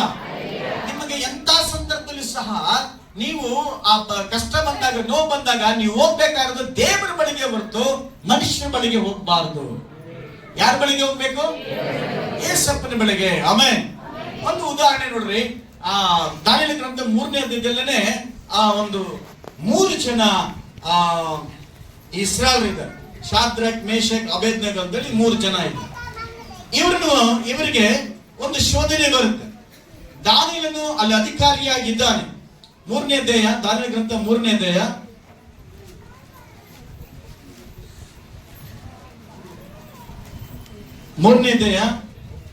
ಓದ್ರಿ 12-13 ಓದ್ರಿ. ಯಾವನ ಅಡ್ಡಬಿದ್ದು ಪೂಜಿಸುವುದಿಲ್ಲವೋ. ಎಂತಹ ಪರಿಸ್ಥಿತಿ ಬಂತು ಇವರಿಗೆ ಅಂದ್ರೆ, ಒಂದು ವಿಗ್ರಹ, ರಾಜನ ವಿಗ್ರಹವನ್ನು ನಿಲ್ಲಿಸಿ ಅವರೆಲ್ಲರೂ, ಇಡೀ ರಾಜ್ಯದ ಪ್ರತಿಯೊಬ್ಬರು ಸಹ ರಾಜನ ಒಂದು ಸ್ತಂಭಕ್ಕೆ ಅಥವಾ ವಿಗ್ರಹಕ್ಕೆ ನಮಸ್ಕಾರ ಮಾಡಬೇಕು. ಒಂದು ದೊಡ್ಡ ಫೀಲ್ಡ್ ಇದೆ. ಆ ಫೀಲ್ಡ್ ಅಲ್ಲಿ ಎಲ್ಲಾ ರಾಜ್ಯದ ಜನಗಳನ್ನ ಒಂದು ಕಡೆ ಸೇರಿಸ್ತಾರೆ. ಸೇರಿಸ್ಬಿಟ್ಟು ದೊಡ್ಡ ವಿಗ್ರಹವನ್ನ, ಅಂದ್ರೆ ರಾಜನ ವಿಗ್ರಹವನ್ನು ಇಟ್ಟಿದ್ದಾರೆ. ರಾಜನ ಆಜ್ಞೆ ಏನಂದ್ರೆ, ನೀವೆಲ್ಲರೂ ರಾಜ್ಯದ ಎಲ್ಲಾ ಜನಾಂಗದವರು ಏನ್ ಮಾಡಬೇಕು? ಈ ವಿಗ್ರಹಕ್ಕೆ ಮಾತ್ರನೇ, ಈ ರಾಜನ ವಿಗ್ರಹಕ್ಕೆ ಮಾತ್ರನೇ ಅಡ್ಡ ಬೀಳಬೇಕು. ಯಾರು ಅಡ್ಡ ಬೀಳೋದಿಲ್ವೋ ಅವರನ್ನ ದಗದಗಿಸುವ ಆವಿಯೊಳಗೆ, ಅದು ಬೆಂಕಿ ಒಳಗಡೆ ಎತ್ತಾಕ್ತೀವಿ ಅಂತ ಹೇಳಿ ದೊಡ್ಡ ರಾಜ ಆಜ್ಞೆ ಆಯ್ತು. ಎಂತ ಪರಿಸ್ಥಿತಿ ಬಂತು ನೋಡ್ರಿ. ಇಸ್ರಾಯೇಲರು ದೇವರನ್ನ ಬಿಟ್ರೆ, ಯೇಸು ಕ್ರಿಸ್ತನ ಬಿಟ್ರೆ ಬೇರೆ ಯಾರನ್ನು ಅವರು ನಮಸ್ಕರಿಸುವುದೇ ಇಲ್ಲ. Amen. Praise the lord. Praise the lord. ಇವ್ರಿಗೊಂದು ಪರೀಕ್ಷೆ ಬಂತು, ಕೊನೆಯವರೆಗೆ ಇವರು ಇರ್ತಾರಾ ಇಲ್ವಾ ಅಂತ ಹೇಳಿ. ಹಲ್ಲೆಲೂಯಾ. ಅದೇ ರೀತಿ ನಮ್ಮ ಜೀವಿತದಲ್ಲಿ ಸಹ ಈ ರೀತಿಯಾಗಿ ಪರೀಕ್ಷೆ ಬರಬಹುದು. ಆದ್ರೆ ಗಮನಿಸ್ರಿ, ಈ ಪಾಠ ನಮಗೆ ಪ್ರಯೋಜನಕರವಾಗಿರುತ್ತದೆ. ಈ ಸಂದರ್ಭದಲ್ಲಿ ಅವರು ಒಂದು ಡಂಗೂರವನ್ನ ಮ್ಯೂಸಿಕ್ ಅನ್ನ ಅಲ್ಲಿ ಪ್ಲೇ ಮಾಡುವಾಗ ಜನ ಎಲ್ಲ ನಮಸ್ಕರಿಸಬೇಕು. ಆದ್ರೆ ಎಲ್ಲರೂ ನಮಸ್ಕರಿಸ್ತಾರೆ. ಆ ಜಾಗದಲ್ಲಿ 3 ಜನ ಮಾತ್ರ ನಿಂತ್ಕೊಂಡೇ ಇರ್ತಾರೆ. 3 ಜನ ಮಾತ್ರ ನಿಂತ್ಕೊಂಡೇ ಇರ್ತಾರೆ. ಅದಕ್ಕೆ ಅವರು ನಮಸ್ಕಾರ ಮಾಡೋದಿಲ್ಲ. ಆಗ ಅಲ್ಲಿನ ಅಧಿಕಾರಿಗಳು, ಅಲ್ಲಿನ ರಾಜ ಅವರನ್ನು ಕರೆಸಿ ಗದರಿಸ್ತಾರೆ. ನೀವು ಯಾರ ಹತ್ರ ಇದ್ದೀರಿ ಗೊತ್ತಾ? ಯಾರ ಮುಂದೆ ಇದ್ದೀರಿ ಗೊತ್ತಾ? ನಾನು ರಾಜ ಹೇಳ್ತಾ ಇದ್ದೀನಿ. ನನ್ನ ವಿಗ್ರಹಕ್ಕೆ ನೀವು ಯಾಕೆ ಅಡ್ಡ ಬೀಳಿಲ್ಲ? ತಿಳಿದೋ ಮಾಡಿರ್ಬೋದು. ಇನ್ನೊಂದ್ಸತಿ ಮ್ಯೂಸಿಕ್ ಮ್ಯೂಸಿಕ್ ಹಾಕೋದಕ್ಕೆ ಹೇಳ್ತೀನಿ. ನೀವು ಏನ್ ಮಾಡ್ತೀರಾ? ಮ್ಯೂಸಿಕ್ ಬರ್ತಾವಾಗ ನೀವು ನನ್ನ ವಿಗ್ರಹಕ್ಕೆ ನೀವು ನಮಸ್ಕಾರ ಮಾಡಬೇಕು. ಇಲ್ಲವಾದ್ರೆ ನಾನು ನಿಮ್ಮನ್ನ ದಗದಗಿಸುವಂತ ಬೆಂಕಿಯಲ್ಲಿ ಹಾಕ್ಬಿಡ್ತೀನಿ ಅಂತೇಳಿ ರಾಜ ಹೇಳ್ತಾನೆ. ಹಲ್ಲೆಲೂಯ. ಅದಕ್ಕೆ ಅವ್ರು ಹೇಳುವಂತ ಮಾತು ನೋಡ್ರಿ, 15 ವಾಕ್ಯ ಓದ್ರಿ. ನಿಮ್ಮನ್ನ ನನ್ನ ಕೈಯಾಳಗಿಂದ ಬಿಡಿಸಬಲ್ಲ ದೇವರು ಯಾರು ಎಂದು ಹೇಳಿದರು. ದಗದಗಿಸುವ ಉರಿಯುವ ಆವಿಯೊಳಗೆ ಹಾಕಲ್ಪಡುವಿರಿ. ನಿಮ್ಮನ್ನು ನನ್ನ ಕೈಯೊಳಗಿಂದ ಬಿಡಿಸಬಲ್ಲ ದೇವರು ಯಾರು ಎಂದು ಹೇಳಿದರು. ಹಲ್ಲೆಲೂಯ. ಒಬ್ಬ ರಾಜ ದೇವರಲ್ಲ, ಒಬ್ಬ ಮಂತ್ರಿ ದೇವರಲ್ಲ, ಒಬ್ಬ ಅಧಿಕಾರಿ ದೇವರಲ್ಲ, ಮನುಷ್ಯ ದೇವರಾಗ ಸಾಧ್ಯವೇ ಇಲ್ಲ. ಆಮೆನ್. ಈ ಉಸಿರಿರುವಂತ ಮನುಷ್ಯ ಚಾಲೆಂಜ್ ಮಾಡ್ತಿದ್ದಾನೆ. ಏನಂತೇಳಿ? ನನ್ನ ಕೈಯಿಂದ ಬಿಡಿಸುವ ದೇವರು ಯಾರಿದ್ದಾರೆ ಅಂತೇಳಿ ಅಹಂಕಾರದಿಂದ, ಅಧಿಕಾರದಿಂದ ಅವನು ಹೇಳುವಂತ ಮಾತು ನೋಡ್ರಿ. Amen, amen. ಆ 3 ಜನಕ್ಕೆ ಹೇಳುವಂತ ಮಾತೇನು? ನನ್ನ ಕೈಯಿಂದ ಬಿಡಿಸುವ ದೇವರು ಯಾರಿದ್ದಾರೆ ಅಂತ ಚಾಲೆಂಜ್ ಮಾಡಿ ಹೇಳ್ತಿದ್ದಾನೆ. ರಾಜಣ್ಣ ಕೆಲ್ಸ್ಕೊಳ್ತಾ ಇದ್ದೀರಾ? ಏನಂತೇಳಿ? ಪಕ್ಕದಲ್ಲಿ ಸೀನಪ್ಪ ಕೂಡ ಬಿಸಿರು ಹಂಗೇನೆ. ಎದ್ದೇಳಿ. ಹಲ್ಲೆಲೂಯ. Praise the lord. ದೇವರಿಗೆ ಸ್ತೋತ್ರ. ಇಲ್ಲಿ ಗಮನಿಸಬೇಕಾದೇನೆಂದ್ರೆ ಅವನು ಚಾಲೆಂಜ್ ಮಾಡ್ತಿದ್ದಾನೆ. ನನ್ನ ಕೈಯಿಂದ ಬಿಡಿಸಬಲ್ಲ ದೇವರು ಯಾರು? Amen, amen. ಹಲ್ಲೆಲೂಯ. ಹಲ್ಲೆಲೂಯ. ಇನ್ನು ಜೋರಾಗಿ ಹಲ್ಲೆಲೂಯ. ಹೆಚ್ಚಿನ ಹೇಳ್ತೀರ, ನಿಮ್ಮನ್ನ ಬಿಡಿಸುವ ದೇವರು ಯಾರಿದ್ದಾರೆ? ಜೋರಾಗಿ ಹೇಳಿ, ಇನ್ನು ಜೋರಾಗಿ. ಹಲ್ಲೆಲೂಯ. ಎಲ್ಲ ಸಮಯದಲ್ಲೂ, ಎಲ್ಲ ಕಷ್ಟದಲ್ಲೂ, ಎಲ್ಲ ನೋವಲ್ಲೂ ಎಲ್ಲರ ಕೈಯಿಂದ ಬಿಡಿಸಿ ಕಾಪಾಡುವಂತ ಜೀವವುಳ್ಳ ದೇವರೊಬ್ಬರಿದ್ದಾರೆ. ಆತನು ಯೇಸು ಕ್ರಿಸ್ತನಾಗಿದ್ದಾನೆ.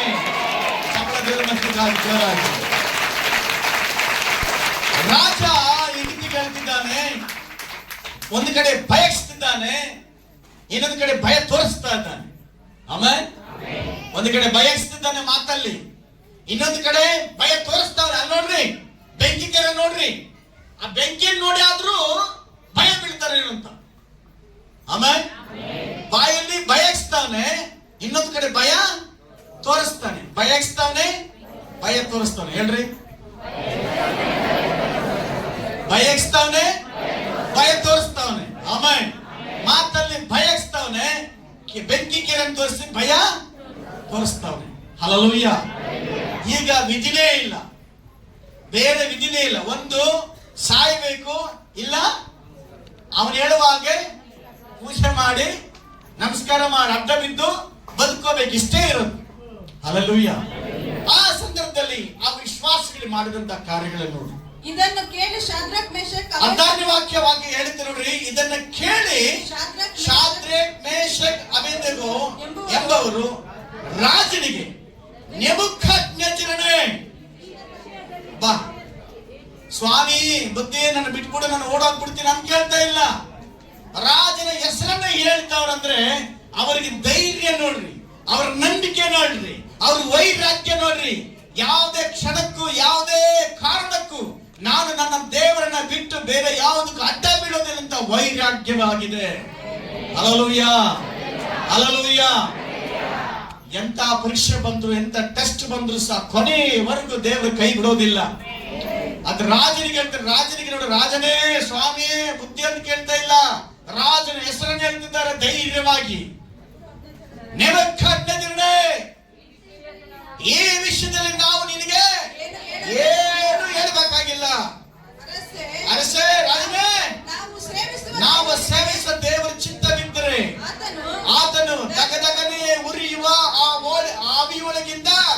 ನಮ್ಮನ್ನ ಬಿಡಿಸಬಲ್ಲನು. ಆಮೆನ್. ಚಪ್ಪಳ ದೇವರ ಮಹಿಮೆಗಾಗಿ. ದೇವರ ಚಿತ್ತವಾದರೆ ಆ ಬೆಂಕಿಯಿಂದ ನಮ್ಮನ್ನು ಬಿಡಿಸಬಲ್ಲ. ಆಮೆನ್. ಅವ್ರ ಹೇಳ್ತಾರೆ ನಂಬಿಕೆ ನೋಡ್ರಿ, ಪಾಸಿಟಿವ್ ಮೈಂಡ್, ಪಾಸಿಟಿವ್ ವರ್ಡ್. ಅವರು ಹೇಳ್ತಾರೆ ನೋಡ್ರಿ ರಾಜನಿಗೆ, ಈ ಬೆಂಕಿಯಿಂದ ನಮ್ಮನ್ನ ಬಿಡಿಸ್ತಾನೆ. ಈ ನೋವಿನಿಂದ ದೇವರನ್ನ ಬಿಡಿಸ್ತಾನೆ. ಈ ಸಾಲದಿಂದ ದೇವರನ್ನ ಬಿಡಿಸ್ತಾನೆ. ಈ ಸಮಸ್ಯೆಯಿಂದ ದೇವರು ಬಿಡಿಸ್ತಾನೆ. ಈ ಮರಣದಿಂದ ದೇವರು ಬಿಡಿಸ್ತಾನೆ. ಈ ನೋವಿನಿಂದ ದೇವರನ್ನು ಬಿಡಿಸ್ತಾನೆ. ಈ ಮಂತ್ರ ಶಕ್ತಿಯಿಂದ ದೇವರನ್ನು ಬಿಡಿಸ್ತಾನೆ. Amen, amen. ನೆಕ್ಸ್ಟ್ ಹೇಳ್ತಾರೆ ನೋಡ್ರಿ, ಹೇಗೂ ನಿನ್ನ ಕೈಯಿಂದ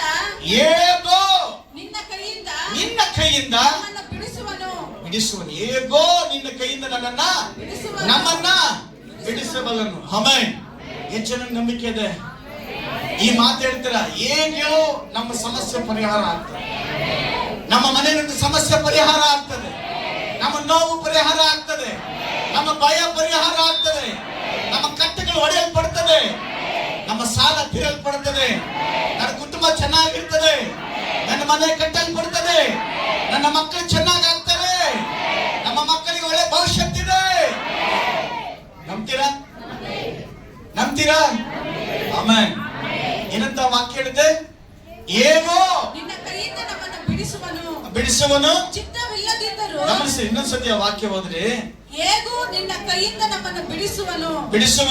ಚಿತ್ತವಿಲ್ಲದಿದ್ದರೂ ರಾಜನೇ, ಇದು ನಿನಗೆ ತಿಳಿದಿರಲಿ. ಹೇಗೋ ನಮ್ಮನ್ನ ಬಿಡಿಸಬಲ್ಲ ದೇವರಾಗಿ. ಹಲ್ಲೆಲೂಯಾ. ನೆಕ್ಸ್ಟ್ ಸ್ಟೆಪ್ ಹೇಳ್ತೆ ನೋಡ್ರಿ, ನಾವು ನಿನ್ನ ದೇವರುಗಳನ್ನು ಸೇವಿಸುವುದು. ನಿನ್ನ ಕೈಯಿಂದ ಬಿಡಿಸಬಲ್ಲವನು. ಚಿತ್ತವಿಲ್ಲದಿದ್ದರೂ ರಾಜನೇ, ಇದು ನಿನಗೆ ತಿಳಿದಿರಲಿ. ನಾನು ನಿಮ್ಮ ದೇವರುಗಳನ್ನು ಸೇವಿಸುವುದಿಲ್ಲ. ನೀನು ನಿಲ್ಲಿಸಿದ ಬಂಗಾರದ ಪ್ರತಿಮೆಯನ್ನ ಪೂಜಿಸುವುದಿಲ್ಲ ಎಂದು ಉತ್ತರ ಕೊಟ್ಟರು. Hallelujah, hallelujah. Praise the lord, praise the lord. Amen. ನಮಗೆ ಅನೇಕ ಕಷ್ಟಗಳು ಬಂದಾಗ, ಸಮಸ್ಯೆಗಳು ಬಂದಾಗ, ಕುಟುಂಬದಲ್ಲಿ ಬದಲಾವಣೆ ಆದಾಗ, ಬದಲಾವಣೆ ಆಗದೇ ಇದ್ದಾಗ ಒಬ್ಬೊಬ್ಬರು ಒಂದು ಡೈರೆಕ್ಷನ್ ಹೇಳ್ತಾರೆ. ಇದು ಮಾಡಿ ನೋಡ್ದ, ಸೆಗಣಿ ತಂದು ಇಲ್ಲಿ ಇಟ್ಟು ನೋಡ್ದ, ಆಮೇಲೆ ಈ ಚೊಂಬು ಈ ಮೂಲೆಯಲ್ಲಿ ಇಟ್ಟು ನೋಡ್ದ, ಆಮೇಲೆ ಈ ಬೋರಲ್ಲಿ ನೀರ್ ತಂದು ಇಲ್ಲಿ ಕುಡಿದ್ ನೋಡ್ದ, ಏನೇನೋ ಡೈರೆಕ್ಷನ್. ಇಲ್ಲಿ ಒಂದ್ಸತಿ ಹೋಗ್ ಬಾ, ಅವ್ರನ್ನ ಮೀಟ್ ಮಾಡಿ ನೋಡು, ಅದು ಮಾಡಿ ನೋಡು, ಇದು ಮಾಡಿ ನೋಡಿ ಹೇಳುವಾಗ ನಮಗೆ ಗಲಿಬಿಲಿ ಆಗ್ಬಿಡುತ್ತೆ. ಕರೆಕ್ಟ್ ಅಲ್ಲ? ಅವ್ರು ಹೇಳ್ತಾರೆ ಒಂದ್ಸತಿ ಮಾಡೋಣವಾ, ನೋಡೋಣವಾ, ಉಳ್ಕೋಬೋದಾ, ಅದು ಹಂಗಾಗ್ಬೋದಾ, ಹಿಂಗಾಗ್ಬೋದಾ ಅಂತೇಳಿ ನಮಗೆ ಅನುಮಾನಗಳನ್ನ ಉಂಟು ಮಾಡುವಂತಹ ಸ್ಥಿತಿ ಆಗಿರ್ತದೆ. ಯಾಕಂದ್ರೆ ನಮ್ಮ ಪರಿಸ್ಥಿತಿ ಏನಂದ್ರೆ, ಅದು ಯಾರೋ ಆಗ್ಲಪ್ಪ, ಯಾವ ದೇವರಾಗ್ಲಿ, ನಾವು ಚೆನ್ನಾಗಾದ್ರೆ ಸಾಕು, ನನ್ನ ಮಗ ಚೆನ್ನಾಗಾದ್ರೆ ಸಾಕು, ಸಾಲ ತೀರಿದ್ರೆ ಸಾಕು, ನೋವು ಮೇಲಾದ್ರೆ ಸಾಕು, ಬದುಕೊಂಡ್ರೆ ಸಾಕು ಅಂತೇಳಿ ನಮ್ಮ ಎಲ್ಲರ ಮನಸ್ಸಲ್ಲಿ ಸಹಜವಾಗಿರುವಂತ ಪ್ರಶ್ನೆ ಅದು. ಅದೇನೇ ಆಗಿರ್ಲಿ, ಫಸ್ಟ್ ನಾನು ಬದುಕೊಂಡ್ರೆ ಸಾಕು, ನನ್ನ ಸಮಸ್ಯೆ ಪರಿಹಾರ, ಅದೊಂದೇ ನೋಡ್ತಾ ಇರ್ತೀವಿ. ಆದ್ರೆ ಅದರ ಮಧ್ಯದಲ್ಲಿ ಅಂತಹ ಸಂದರ್ಭದಲ್ಲಿ ನಾವು ಯಾವುದೋ ಯಾರೋ ಅನ್ನೋದಕ್ಕಿಂತ ದೇವರ ಮೇಲೆ ಒಂದು ವೈರಾಗ್ಯವಾಗಿರಬೇಕು.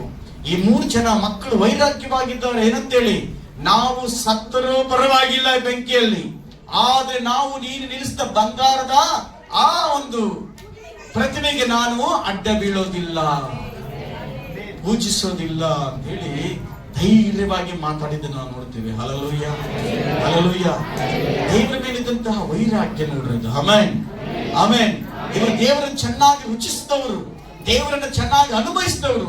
ಮತ್ತೆ ದೇವರಿಗಾಗಿ ಒಂದು ವೇಳೆ ನಾವು ಇದನ್ನು ಮಾಡಿ ಅಶುದ್ಧ ಆಗೋದಕ್ಕಿಂತ ಸತ್ಯಕ್ಕೆ ನಾವು ಪ್ರಾಣ ಕೊಡೋಕು ರೆಡಿ ಅಂತೇಳಿ ಇವರು ತೀರ್ಮಾನ ಮಾಡಿದ್ದಾರೆ. Amen, amen, hallelujah. ಇದೆಲ್ಲ ಆದ ಮೇಲೆ ಬೆಂಕಿ ಜಾಸ್ತಿ ಆಗ್ತಾರೆ. ರಾಜನ ಕೋಪ ಬರ್ದಿರ್ತದೆ ಇವಾಗ. ರಾಜನಿಗೆ ಇವರು ಯಾರು, ಇವರು ಆರಾಧಿಸುವ ದೇವರು ಯಾರಂತ ಗೊತ್ತಿಲ್ಲ. ರಾಜನಿಗೆ ಗೊತ್ತಿದ್ರ ಆ ಮಹಿಮೆ ಕಾಣಿಸ್ಲಿಲ್ಲ. ನನಗಿಂತ ದೊಡ್ಡ ದೇವರು ನಿಮ್ಮ ಹತ್ರ ಇರೋದು, ನಾನೇ ನಿಮಗೆ ದೇವರು ಅಂತ ಹೇಳ್ತಾರೆ. ಹಲ್ಲೆಲೂಯಾ. ನನ್ನ ಬಿಟ್ರೆ ಬೇರೆ ಯಾರು ಇಲ್ಲ, ನಾನೇ ನಿಮ್ಮನ್ನು ಕಾಪಾಡ್ತಿರೋದು ಅಂತ ಹೇಳ್ತಾನೆ ರಾಜ. ಆದ್ರೆ ಮನುಷ್ಯ, ರಾಜ ಕೂಡ ಯಾರು? ಮನುಷ್ಯ ತಾನೆ, ಮನುಷ್ಯ ತಾನೆ. ದೇವರು ದೇವರೇ, ಮನುಷ್ಯ ಮನುಷ್ಯನೇ. ಮನುಷ್ಯ ಎಷ್ಟು ದೊಡ್ಡ ಪದವಿಯಲ್ಲಿದ್ದರೂ ಸಹ ಬರೀ ಉಸಿರು, ಬರೀ ಮಣ್ಣು, ಬರೀ ಬೂದಿದೆ, ಬರೀ ಉಸಿರಾಗಿರ್ತಾನೆ. ಕೆಲವು ದಿವಸಗಳಾದ್ಮೇಲೆ ಅವನು ಮಣ್ಣಿಗೆ ಮಣ್ಣಾಗ್ಬಿಡ್ತಾನೆ, ಮರಿಯಾಗ್ಬಿಡ್ತಾನೆ. ದೇವರಾದರೂ ಸಾವು ಇಲ್ಲದಂತ ಎಲ್ಲಾ ಸಂದರ್ಭದಲ್ಲಿ ಜೀವಿಸ ದೇವರಾಗಿದ್ದ. ಜರಗಲಿ amen, hallelujah, praise the lord. ಈಗ ಇವನಿಗೆ ರಾಜನಿಗೆ ಕೋಪ ಬಂದು ಬೆಂಕಿ ಇನ್ನೂ ಜಾಸ್ತಿ ಹಾಕಿದ್ರು. 7ರಷ್ಟು ಹಾಕಿದ್ರಂತೆ. 7ರಷ್ಟು ಬೆಂಕಿಯನ್ನು ಹಾಕಿ ಜಾಸ್ತಿ ಉರಿಸ್ತವರೆ. ಈಗ ಅವರ ಕೈ ಕಾಲನ್ನ ಕಟ್ಟಿ, ಆ 3 ಜನ ಕೈ ಕಾಲ ಕಟ್ಟಿ ಆ ಬೆಂಕಿಯನ್ನು ಎತ್ಕೊಂಡೋಗಿ ಒಳಗೆ ಬಿಸಾಕ್ತಾರೆ. ಬಿಸಾಕುವಾಗ ಅಲ್ಲಿನ ಬೆಂಕಿ ಯಾರು ಬಿಸಾಕ್ತಾರೋ ಅವರ ಬಟ್ಟೆಗಳನ್ನ, ಅವರ ಮುಖವನ್ನೇ ಸುಟ್ಟಾಕ್ಬಿಡ್ತು.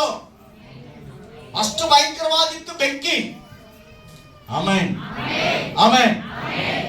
ಈಗ ಹೇಳ್ರಿ, ಈಗ ಈ 3 ಜನ, ನಾನು ನಿಮ್ಗೆ ನಮಸ್ಕಾರ ಮಾಡಲ್ಲ ರಾಜ ಅಂತ ಹೇಳಿದಂತಹ ಈ 3 ಜನ ಎಲ್ಲಿದ್ದಾರೆ? ಎಲ್ಲಿದ್ದಾರೆ? ಸರಿನಾ? ಸರಿನಾ? ಈಗ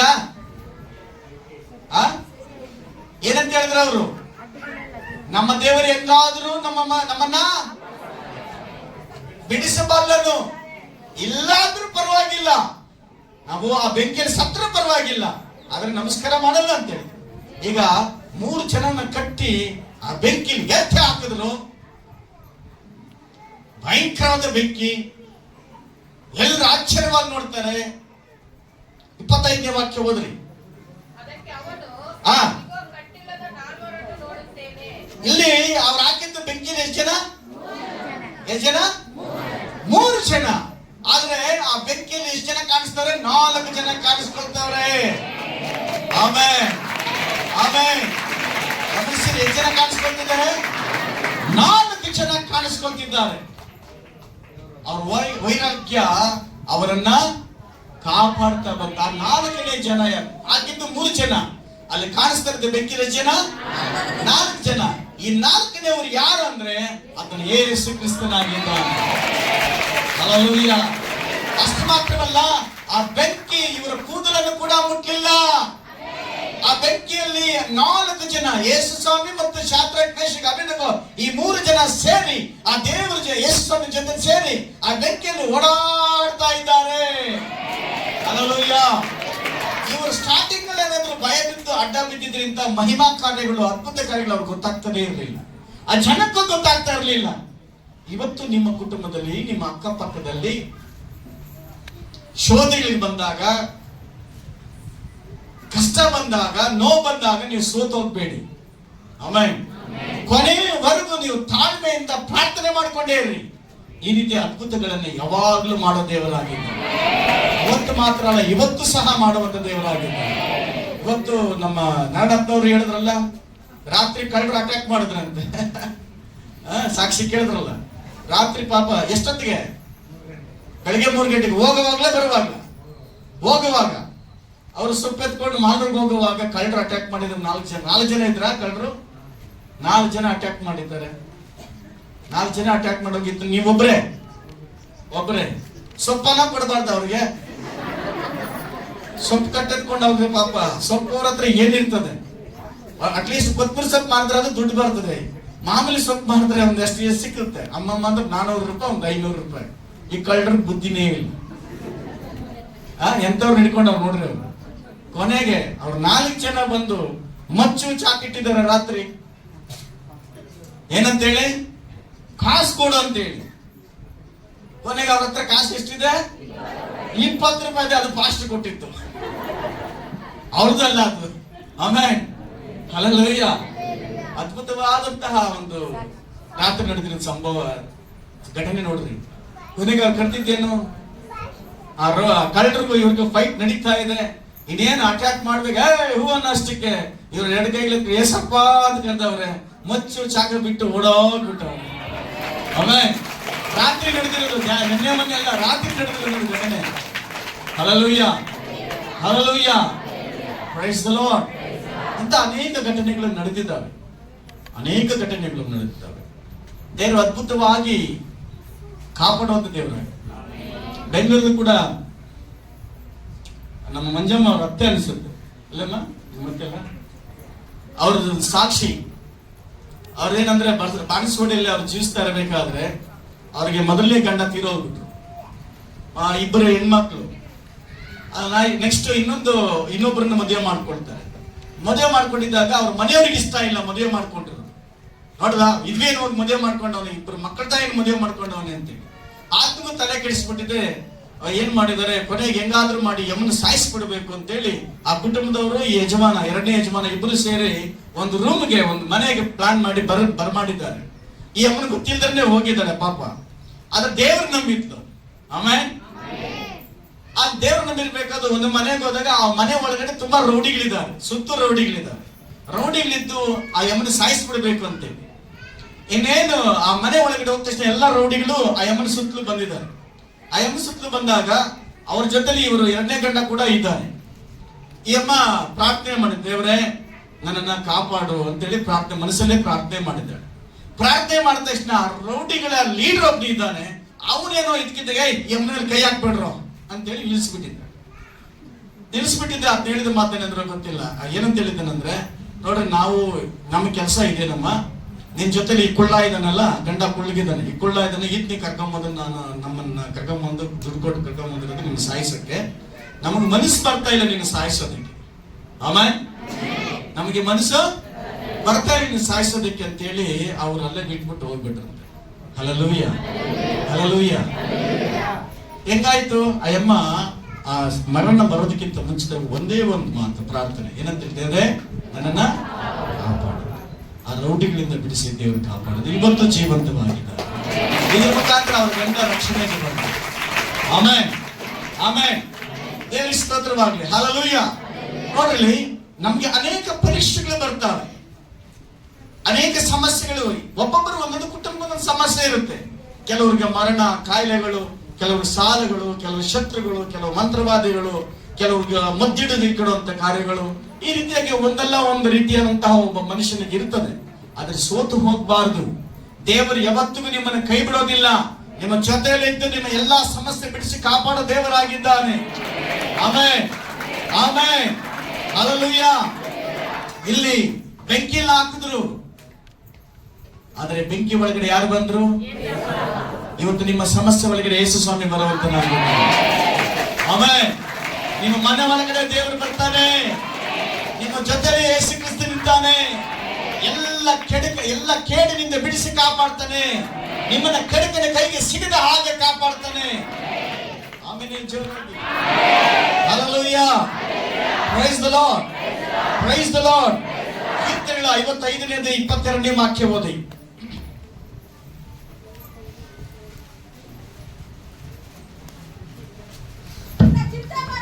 ನಿನ್ನ ಚಿಂತಾಭಾರವನ್ನು ಯೆಹೋವನ ಮೇಲೆ ಹಾಕು, ಆತನು ನಿನ್ನನ್ನು ಉದ್ಧಾರ ಮಾಡುವನು. ಆತನು ನಿನ್ನ ಉದ್ಧಾರ ಮಾಡ್ತಾನೆ. ನೀತಿವಂತರನ್ನು ಎಂದಿಗೂ ಕದಲಗೊಳಿಸನು. ನೀತಿವಂತರನ್ನು ಎಂದಿಗೂ ಕದಲಿಸುವುದಿಲ್ಲ. ಹಲ್ಲೆಲೂಯ. ನಿನ್ನ ಚಿಂತಾಭಾರವನ್ನ, ನಿನ್ನ ಭಾರವನ್ನ, ನಿನ್ನ ನೋವನ್ನು ಯಾರ ಮೇಲೆ ಹಾಕ್ಬೇಕಂತೆ? ದೇವರ ಮೇಲೆ ಹಾಕು. ನಿನ್ನ ಚಿಂತೆಯನ್ನ, ನಿನ್ನ ನೋವನ್ನ ಯಾರ ಮೇಲೆ ಹಾಕ್ಬೇಕು? ದೇವರ ಮೇಲೆ ಹಾಕುವಾಗ ದೇವರು ಆ ಭಾರವನ್ನ ಎತ್ತುಕೊಳ್ತಾನೆ. ಆಮೇಲೆ ಎಷ್ಟು ಜನಕ್ಕೆ ಚಿಂತೆ ಭಾರ ಇದೆ? ಎಲ್ರಿಗೂ ಇದೆಯಲ್ಲ, ಚಿಂತೆನೂ ಇದೆ, ಭಾರನೂ ಇದೆ, ಭಯನೂ ಇದೆ. ಇವತ್ತು ಕೊಟ್ಬಿಡ್ಬೇಕು ಅದನ್ನೆಲ್ಲ.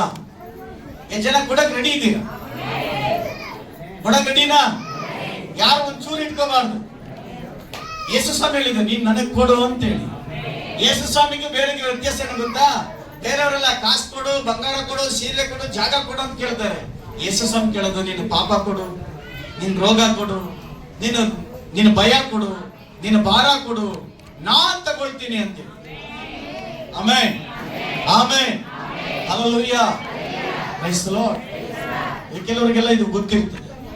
ಒಬ್ಬ ಮೊಸರು ಮಾರಕ್ ಹೋಗ ಅಮ್ಮ ಮೊಸರು ತಲೆ ಮೇಲೆ ಇಟ್ಕೊಂಡು ಒಂದು ಊರಿಗೆ ಪಟ್ಟಣಕ್ಕೆ ಹೋಗ್ತಾ ಇರ್ಬೇಕಾದ್ರೆ ಆ ಮೊಸರು ತುಂಬಾ ತುಂಬಿಸ್ಕೊಂಡು ಆ ಮಕ್ಕಳು ಎತ್ಕೊಂಡು ಹೋಗ್ತಾ ಇದ್ದಾಳೆ. ಒಂದು ಬಂಡಿಯಲ್ಲಿ ಆ ಬಂಡಿ ಹೊಡ್ಕೊಂಡಂತಹ ವ್ಯಕ್ತಿ ಆ ಊರಿಗೆ ಹೋಗ್ತೀನಿ ಬಾಮ್ಮ ಅಂತ ಕೂಡಿಸ್ಕೊಂಡು ಆ ಊರಿಗೆ ಬಂದಾಗ, ಪಟ್ಟಣಕ್ಕೆ ಬಂದಾಗ ಇಳಿಯಮ್ಮ ಅಂತ ನೋಡಿದ್ರೆ ಆ ಅಮ್ಮ ಬಂಡಿಯಲ್ಲೇ ಕುತ್ಕೊಂಡಿದ್ದಾಳೆ. ಆದ್ರೆ ತಲೆ ಮೇಲಿರುವಂತಹ ಮಕ್ಕಳನ್ನ ಮಾತ್ರ ಕೆಳಗೆ ಇಳಿಸ್ಲಿಲ್ಲ. ತಲೆ ಮೇಲೆ ಇಟ್ಕೊಂಡು ಆ ಬಂಡಿಯಲ್ಲಿ ಕುತ್ಕೊಂಡಿದ್ದೆ. ಏನೋ ಪ್ರಯೋಜನ ಇದೆಯಾ? ಏನೋ ಪ್ರಯೋಜನ ಇದೆಯಾ? ಅದೇ ರೀತಿಗೆ ಎಷ್ಟೋ ಜನ ಇಲ್ಲಿ ಬಂದು ಪ್ರತಿ ಸಾರಿ ಕುತ್ಕೊಳ್ತೀರಾ, ಪ್ರತಿ ವಾರ ಕುತ್ಕೊಳ್ತೀರಾ, ನಿಮ್ಮ ಭಾರವನ್ನು ಎತ್ಕೊಂಡ್ ಬರ್ತೀರಾ, ಮತ್ತೆ ಭಾರವನ್ನು ಮನೆಗೆ ಹಂಗೇ ಎತ್ಕೊಂಡು ಹೋಗ್ತೀರಾ. ನಂಬಿಕೆಯಿಂದ ಭಾರವನ್ನು ಇಲ್ಲೇ ಇಟ್ಬಿಟ್ಟು ಫ್ರೀಯಾಗಿ ಹೋಗಬೇಕು ನೀವು ಇವತ್ತು. ಆಮೇಲೆ ಆಮೇಲೆ ಆಮೇಲೆ ಯಾಕಂದ್ರೆ ಆತನ ತಂದೆಯಾಗಿದ್ದಾನೆ, ಆತನಿಗೆ ತಂದೆಯಾಗಿದ್ದಾನೆ, ಆತನ ತಾಯಿಯಾಗಿದ್ದಾನೆ. ಆಮೇಲೆ ಕೊಡಕ್ ರೆಡಿನಾ? ನಿಮ್ಮ ಭಾರವನ್ನು ದೇವರು ಕೊಡಕ್ ರೆಡಿನಾ? ದೇವರ ವಾಕ್ಯ ಹೇಳುತ್ತಲ್ಲ, ನಿನ್ನ ಭಾರವನ್ನ ನಿನ್ನ ಚಿತ್ತಾಭಾರವನ್ನು ಯಾರ ಮೇಲೆ ಹಾಕು? ನನ್ನ ಮೇಲೆ ಹಾಕು, ನಾನು ಅದನ್ನ ಭಾರವನ್ನೇ ತೆಗೆದುಕೊಳ್ತೀನಿ ಅಂತ ಹೇಳ್ತಾರೆ. Hallelujah, hallelujah, praise the lord. ಮತ್ತಾಯಿ ಬರೆಸುವಂತೆ 14ನೇ ಅಧ್ಯಾಯ 24ನೇ ವಾಕ್ಯವನ್ನು ಓದುವಾಗ ಅಲ್ಲಿ ಪೇತ್ರನ ಜೀವಿತದಲ್ಲಿ ನಡೆದಂತ ಘಟನೆ. ಅಷ್ಟರಲ್ಲಿ ದೋಣಿಯು, ಯೇಸು ಸ್ವಾಮಿ ಇದ್ದ ಕಾಲದಲ್ಲಿ ಅನೇಕ ಶಿಷ್ಯರಿದ್ರು. ಅನೇಕ ಶಿಷ್ಯರು ದೋಣಿಯಲ್ಲಿ ಬೇರೆ ಊರಿಗೆ ಹೋಗ್ತಿದ್ದಾರೆ. ಹೋಗ್ತಾ ಇರಬೇಕಾದ್ರೆ ಆ ಒಂದು ಸಮುದ್ರ ಅಥವಾ ನದಿಯ ಸೆಂಟ್ರಲ್ಲಿ, ಹೆಚ್ಚು ಕಮ್ಮಿ ಸೆಂಟ್ರಲ್ಲಿ ಬಿರುಗಾಳಿ ಬಂದಿದೆ. ಅವರು ಒದ್ದಾಡ್ತಿದ್ದಾರೆ. ಬಿರುಗಾಳಿ ಎದುರುಗಾಳಿ ಆಗಿರೋದ್ರಿಂದ, ಆ ಸಮುದ್ರದಲ್ಲಿ ಬಿರುಗಾಳಿ ಬಂದಿದ್ರಿಂದ, ಆ ಒಂದು ಅಲೆಗಳು ಹೆಚ್ಚಾಗಿದ್ರಿಂದ ಆ ಒಂದು ಬೋಟ್, ಆದ ದೋಣಿ ಏರುಪೇರು ಆಗ್ತಾ ಇದೆ. ಒದ್ದಾಡ್ತಿದ್ದಾರೆ. ಸತ್ತೋಗೋ ಮಟ್ಟಕ್ಕೆ ಆಗ್ತಾ ಇದೆ ಶಿಷ್ಯರೆಲ್ಲ. ಆಮೇಲೆ ಅವರು ಹೋದ್ರೆ ವಾಕ್ಯವನ್ನು 24ನೇ ವಾಕ್ಯ. ಅಷ್ಟರಲ್ಲಿ ದೋಣಿಯು ಭೂಮಿಗೆ ಬಹು ದೂರ ಹೋಗಿತ್ತು ಮತ್ತು ಎದುರುಗಾಳಿ ಬೀಸುತ್ತಿದ್ದರಿಂದ ತೆರೆಗಳು ಬಡಿತಕ್ಕೆ ಸಿಕ್ಕಿ ಒದ್ದಾಡುತ್ತಿತ್ತು. ರಾತ್ರಿಯ 4ನೇ ಜಾವದಲ್ಲಿ ಯೇಸು ಸಮುದ್ರದ ಮೇಲೆ ನಡೆದು ಅವರ ಕಡೆಗೆ ಬಂದನು. ಆಮೇಲೆ ಗಮನಿಸಿರಿ, ಶಿಷ್ಯರೆಲ್ಲ ಮಧ್ಯರಾತ್ರಿಯಲ್ಲಿ ಅಥವಾ ಮುಂಜಾನೆಯಲ್ಲಿ ಏನಾಗಿದೆ, 4ನೇ ಜಾವ ಅಂದ್ರೆ ಒಂದು 3-3:30 ಟೈಮ್ ಇರಬೇಕು ಬೆಳಗ್ಗೆ. ಆ ಟೈಮಲ್ಲಿ ಆ ದೋಣಿಯಲ್ಲಿ ಹೋಗ್ತಿದ್ದಾರೆ. ಬಿರುಗಾಳಿ ಜಾಸ್ತಿ ಆಗ್ಬಿಟ್ಟಿದೆ, ಅಲ್ಲೋಲ ಕಲ್ಲೋಲ ಆಗ್ತಾ ಇದೆ, ಕಿರ್ಚಾಡ್ತಿದ್ದಾರೆ. ನಾವು ಬದುಕೋದ್ರೆ ಸಾಧ್ಯವಿಲ್ಲ, ನಾವು ನಮ್ಮ ಹೆಂಡತಿ ಮಕ್ಕಳು ನೋಡೋ ಮಟ್ಟಕ್ಕಿಲ್ಲ, ನಾವು ಸಾಯ್ತಾ ಇದೀವಿ ಅಂತ ಕಿರ್ಚಾಡ್ತಿರ್ಬೇಕಾದ್ರೆ ಆ ಬಿರುಗಾಳ ಮಧ್ಯದಲ್ಲಿ ಯೇಸು ಸ್ವಾಮಿ ಆ ನೀರಿನ ಮೇಲೆ ನಡ್ಕೊಂಡು ಬರ್ತಿದ್ದಾರೆ. ಆಮೇಲೆ ಆಮೇಲೆ ತನ್ನ ಶಿಷ್ಯರು, ತನ್ನ ಮಕ್ಕಳು ಕಷ್ಟಪಡಬೇಕಾದ್ರೆ ದೇವರು ದೂರ ಇರುವಂತ ದೇವರಲ್ಲ. ನಮ್ಮ ಕಷ್ಟ ನೋವು ಬಂದಾಗ ನಮ್ಮನ್ನು ಹುಡುಕಿಕೊಂಡು ಬರುವಂತ ದೇವರಾಗಿದ್ದಾರೆ. ಆಮೇಲೆ ಶಿಷ್ಯರನ್ನು ಹುಡುಕಿ, ಶಿಷ್ಯರಂತ ಪರಿಸ್ಥಿತಿಯಲ್ಲಿ ಇದ್ದಾರೆ, ಸಾಯುವ ಪರಿಸ್ಥಿತಿಯಲ್ಲಿ ಇದ್ದಾನೆ. ಬಿರುಗಾಳಿ ಹೆಚ್ಚಾಗಿದೆ, ಹೆಂಡತಿ ಮಕ್ಕಳನ್ನು ಅಥವಾ ಭೂಮಿಯನ್ನು ನೋಡೋ ಮಟ್ಟಕ್ಕಿಲ್ಲ, ಯಾರು ಸಹಾಯಕ್ಕೆ ಬರಂಗಿಲ್ಲ. ಟೈಮ್ ಎಷ್ಟು? 3:30-4 ಗಂಟೆ ಒಳಗೆ ಆಗಿದೆ. ಎಲ್ಲರೂ, ಇಡೀ ಪ್ರಪಂಚ ಚೆನ್ನಾಗಿ ನಿದ್ರೆ ಮಾಡುವಂತ ಸಮಯ. ಶಿಷ್ಯರಾದರೂ ಪ್ರಾಣ ಹೋಗುವಂತ ಸಮಯ ಬಂದಿದೆ.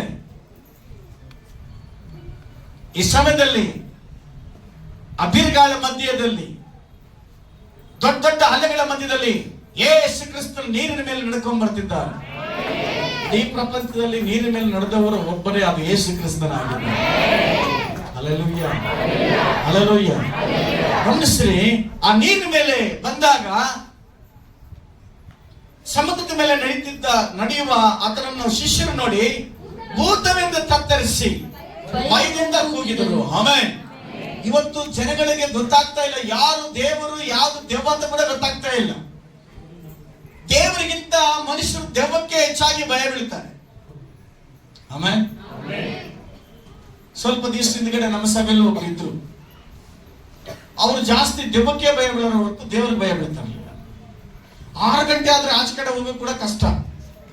ಈಗ ಮದುವೆ ಆಗಿದೆ, ಈಗೇನು ಗಂಡ ಇಬ್ಬರು ಆಚೆ ಕಡೆ ಹೋಗ್ತಾರೆ ಅಂತ ಗೊತ್ತಿಲ್ಲ. ಆಮೆನ್.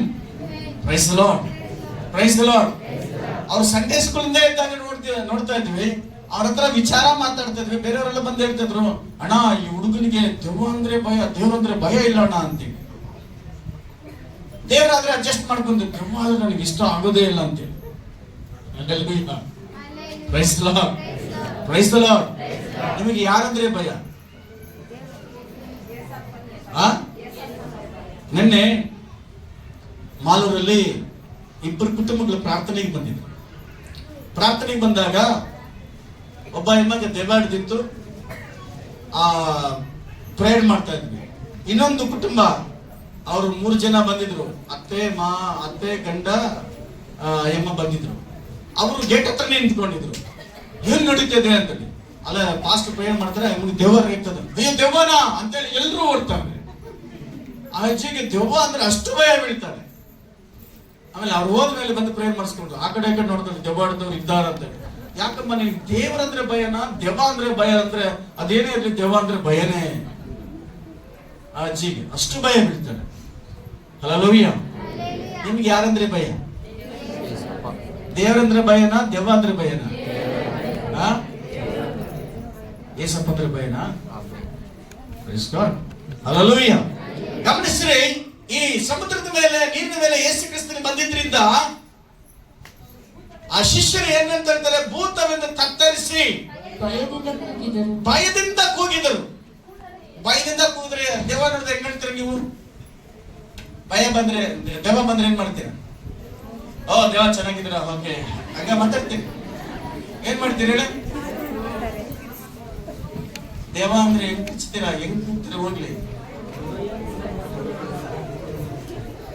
ಅದಕ್ಕೆ ಶಬ್ದ, ಆ ಶಬ್ದಕ್ಕೆ ಯಾವ ಭಾಷೆನೂ ಗೊತ್ತಾಗ.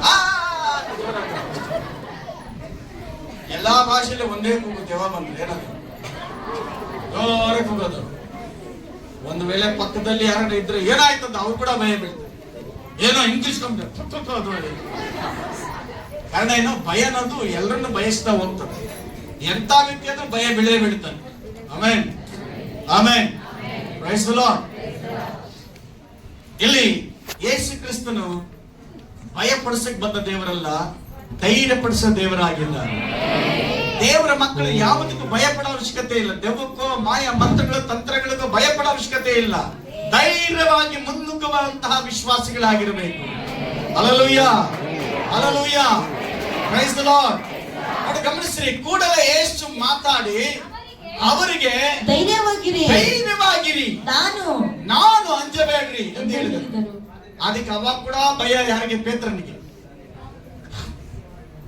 ನೋಡ್ರಿ ಹೇಳ್ತಾನೆ, ಯೇಸುವೇ ನೀನು ದೇವರೇ ಆದ್ರೆ ಅಥವಾ ನೀನೇ ಯೇಸು ಆದ್ರೆ ನೀರಿನ ಮೇಲೆ ನಡೆದು ನಿನ್ನ ಬಳಿಗೆ ಬರುವುದಕ್ಕೆ ಅಪ್ಪಣೆ ಕೊಡು ಅಂದನು. ಆತನು ಬಾ ಅಂದನು. ಆಮೆನ್. ಯೇಸು ಸ್ವಾಮಿ ನೀರಿನ ಮೇಲೆ ಬಂದ್ರು. ಅವಾಗ ಪೇತ್ರ ಹೇಳ್ತಿದ್ದಾನೆ, ನೀನು ಯೇಸು ಆಗಿದ್ರೆ ನಾನು ನೀರಿನಲ್ಲಿ ನಡಿಬೇಕು ಅಂತ. ಅದಕ್ಕೆ ಯೇಸು ಸ್ವಾಮಿ ಹೇಳಿದ್ರು, ಆಯ್ತು ನಡಿ ಅಂತ ಹೇಳಿದ್ರು. ಆಮೆನ್. ಬಾ ಅಂದ್ರು. Hallelujah, hallelujah. ಸಾಲ ಇಂಪಾರ್ಟೆಂಟ್ ಇಲ್ಲಿ ಗಮನಿಸ್ರಿ. ಈಗ ಮುಂದೆ ಹೋದ್ರಿ. ಆಗ ಪೇತ್ರನು ಯೇಸುವಿನ ಬಳಿಗೆ ಹೋಗುವುದಕ್ಕೆ ದೋಣಿಯಿಂದ ಇಳಿದು ನೀರಿನ ಮೇಲೆ ನಡೆದನು. ನೀರಿನ ಮೇಲೆ ನಡೆದ. Amen, amen. ನೀರಿನ ಮೇಲೆ ನಡೆದ ಅಂದ್ಮೇಲೆ ಅಲ್ಲಿ ಯಾರು ಬಂದಿರೋದು? ನಿಜ ಅಂತ ಯಾರು ಬಂದಿರೋದು? ಯೇಸು ಕ್ರಿಸ್ತನು ಬಂದಿರೋದ್ರಿಂದ ಅಲ್ಲಿ ನಡೆದ. ಎಲ್ಲಿವರೆಗೂ ನಡೆದ? ನೀರಿನ ಮೇಲೆ. ಯೇಸುವನ್ನು ನೋಡ್ತಾನೆ ಇದ್ದ, ನೋಡೋವರೆಗೂ ಆತನ ನೀರಿನ ಮೇಲೆ ನಡೆದ. ಆಮೆನ್, ಆಮೆನ್ ಹೇಳ್ರಿ. ಹಲ್ಲೆಲೂಯಾ. ಯೇಸು ಸ್ವಾಮಿ ನೋಡ್ತಾ ಆತನ ಏನಾಯ್ತು? ನೀರಿನ ಮೇಲೆ ನಡೆದ.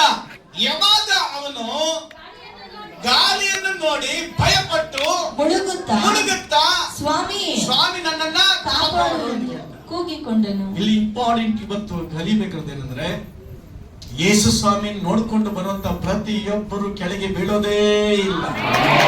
Hallelujah, hallelujah. ಯೇಸು ಸ್ವಾಮಿನ ಗುರುತಿಟ್ಕೊಂಡು ಮುಂದೆ ನೋಡ್ಕೊಂಡು ಬರುವಂತವ್ರಿಗೆ ಎಂದಿಗೂ ಭಯಪಡ ಅವಶ್ಯಕತೆ ಇಲ್ಲ. ಯಾವಾಗ ಅಕ್ಕಪಕ್ಕದವರು ಹೇಳಿದ ಮಾತುಗಳನ್ನ ಕೇಳ್ತಿರೋ, ಯಾವಾಗ ಗಾಡಿಯನ್ನು ನೋಡ್ತಿರೋ, ಯಾವಾಗ ದೆವ್ವವನ್ನು ನೋಡ್ತಿರೋ, ಬೇರೆ ಯಾವ್ದೋ ನೋಡಿ ವಿಶ್ವಾಸನೆ ಕಮ್ಮಿ ಆಗ್ತದೋ ಅವಾಗ ಕೆಳಗೆ ಬಿದ್ದು ಹೋಗ್ತೀರ. ಆಮೆನ್. ಇಲ್ಲಿ ಎಲ್ಲಿವರೆಗೂ ನಡೆದ ನೀರಿನ ಮೇಲೆ ಯೇಸು ಸ್ವಾಮಿ ಮುಖವನ್ನ ನೋಡ್ಕೊಂಡೇ ಬಂದ, ನಡೆದ ನೀರಿನ ಮೇಲೆ. ಯಾವಾಗ ಯೇಸು ಸ್ವಾಮಿನ ಬಿಟ್ಟು ಗಾಳಿಯನ್ನ, ನೀರನ್ನ, ಬೇರೆಯನ್ನ ನೋಡಿದ್ರ, ಪರಿಸ್ಥಿತಿ ನೋಡಿದ್ರು, ಆತನ ವಿಶ್ವಾಸ ಕಮ್ಮಿ, ಭಯ ಬಿತ್ತು, ನಂಬಿಕೆ ಕಮ್ಮಿ ಆಯ್ತು, ಅನುಮಾನ ಬಂತು. ಯಾವಾಗ ಅನುಮಾನ ಬಂತೋ ಆತ ನೀರಿನ ಒಳಗಡೆ ಮುಳುಗುತ್ತಾ ಹೋದ. ಇವತ್ತು ನಿಮ್ಮ ಮನೆಯಲ್ಲಿ ಸಮಸ್ಯೆಗಳು, ನೋವುಗಳು, ತೊಂದರೆಗಳು ಬರೋ ಕಾರಣ ಏನಂದ್ರೆ, ನೀವು ಬರೆದಿರೋ ಕಾರಣ ಬೇರೆ. ಆದ್ರೆ ಒಂದು ಗಮನಿಸ್ರಿ, ನೀವು ಕೊನೆಗಾಡೋದಕ್ಕೂ ನಷ್ಟಪಡೋ ಕಾರಣ ಏನಂದ್ರೆ ನಿಮ್ಮ ವಿಶ್ವಾಸ ಕಳ್ಕೊಂಡಿರ್ತೀರ, ವೈರಾಗ್ಯ ಇಲ್ಲ. ಈ ಕಷ್ಟದಲ್ಲಿ, ಈ ನೋವುದಲ್ಲೂ ನನ್ನನ್ನು ದೇವರು ಕೈ ಹಿಡಿತಾನೆ ಅಂತ ನಂಬಿಕೆ ಇರಬೇಕು.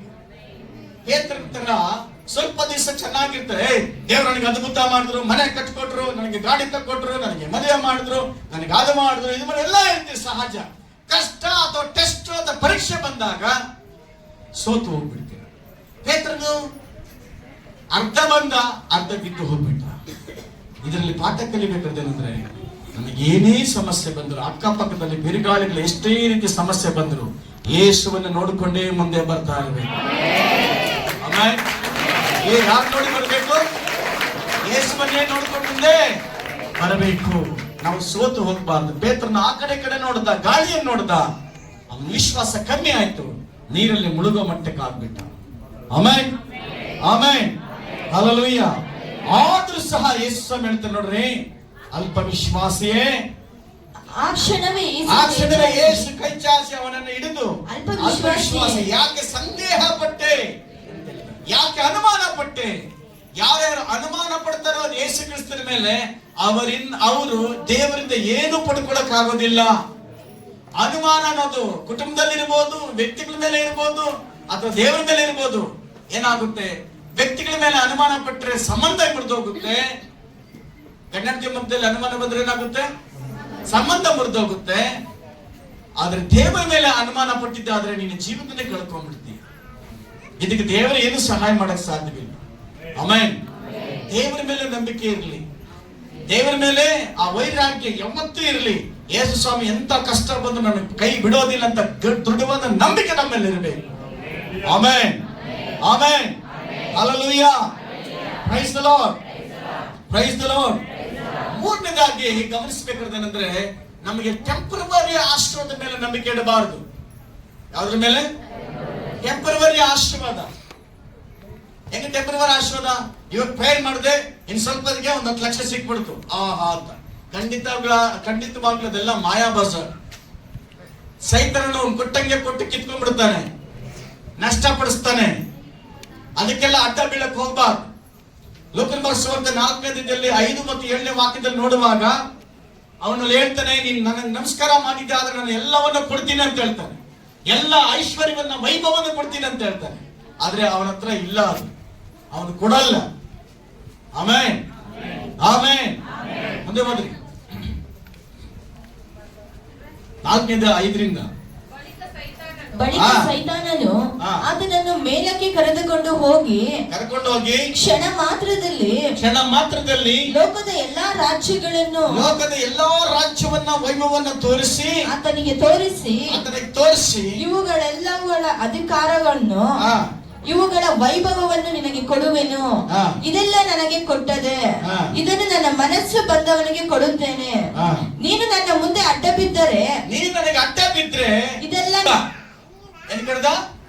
ಅರಮನೆ ಕಟ್ಟಿಕೊಟ್ಟ. ಕಾಡಲಿದ್ದಂತ ವ್ಯಕ್ತಿಯನ್ನ ರಾಜನಾಗಿ ಮಾಡಿ ಅರಮನೆಯಲ್ಲಿ ಇಟ್ಟ. ಇವಾಗ ಇನ್ನೂ ಹೆಚ್ಚಾಗಿ ಏನ್ ಮಾಡ್ಬೇಕು? ಇನ್ನೂ ಹೆಚ್ಚಾಗಿ ಸ್ತೋತ್ರ ಮಾಡಬೇಕು, ಸೇವೆ ಮಾಡ್ಬೇಕಾಯ್ತು. ಆದ್ರೆ ಯಾವಾಗ ಅರಮನೆ ಬಂತು, ಬೆತ್ಷೆಬನ ಹಿಡ್ಕೊಂಡು, ಮೀಕನ ಹಿಡ್ಕೊಂಡ. ಅವನು ಆರಾಧನೆ ಬದಲಾಗಿ ಬೆತ್ಷೆಬಾ ಅಂತ ಓಡಾಡ್ಕೊಂಡಿದ್ದ. ವಿಚಾರ ನೋಡ್ರಿ. Hallelujah, hallelujah, praise the lord, praise the lord.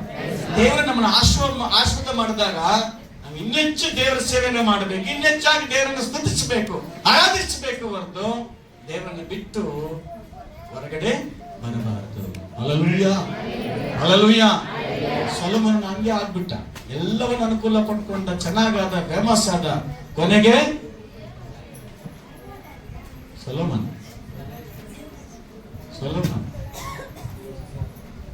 ನಾನು ಸ್ವಲ್ಪ ಸೊಲೊಮನ್ ದೊಡ್ಡ ಜ್ಞಾನಿ, ದೊಡ್ಡ ರಾಜ್ಯ, ಒಳ್ಳೆ ರಾಜ್ಯವನ್ನ ಸಂಪಾದನೆ ಮಾಡಿದ, ಒಳ್ಳೆ ಹೆಸರು ಮಾಡಿದ.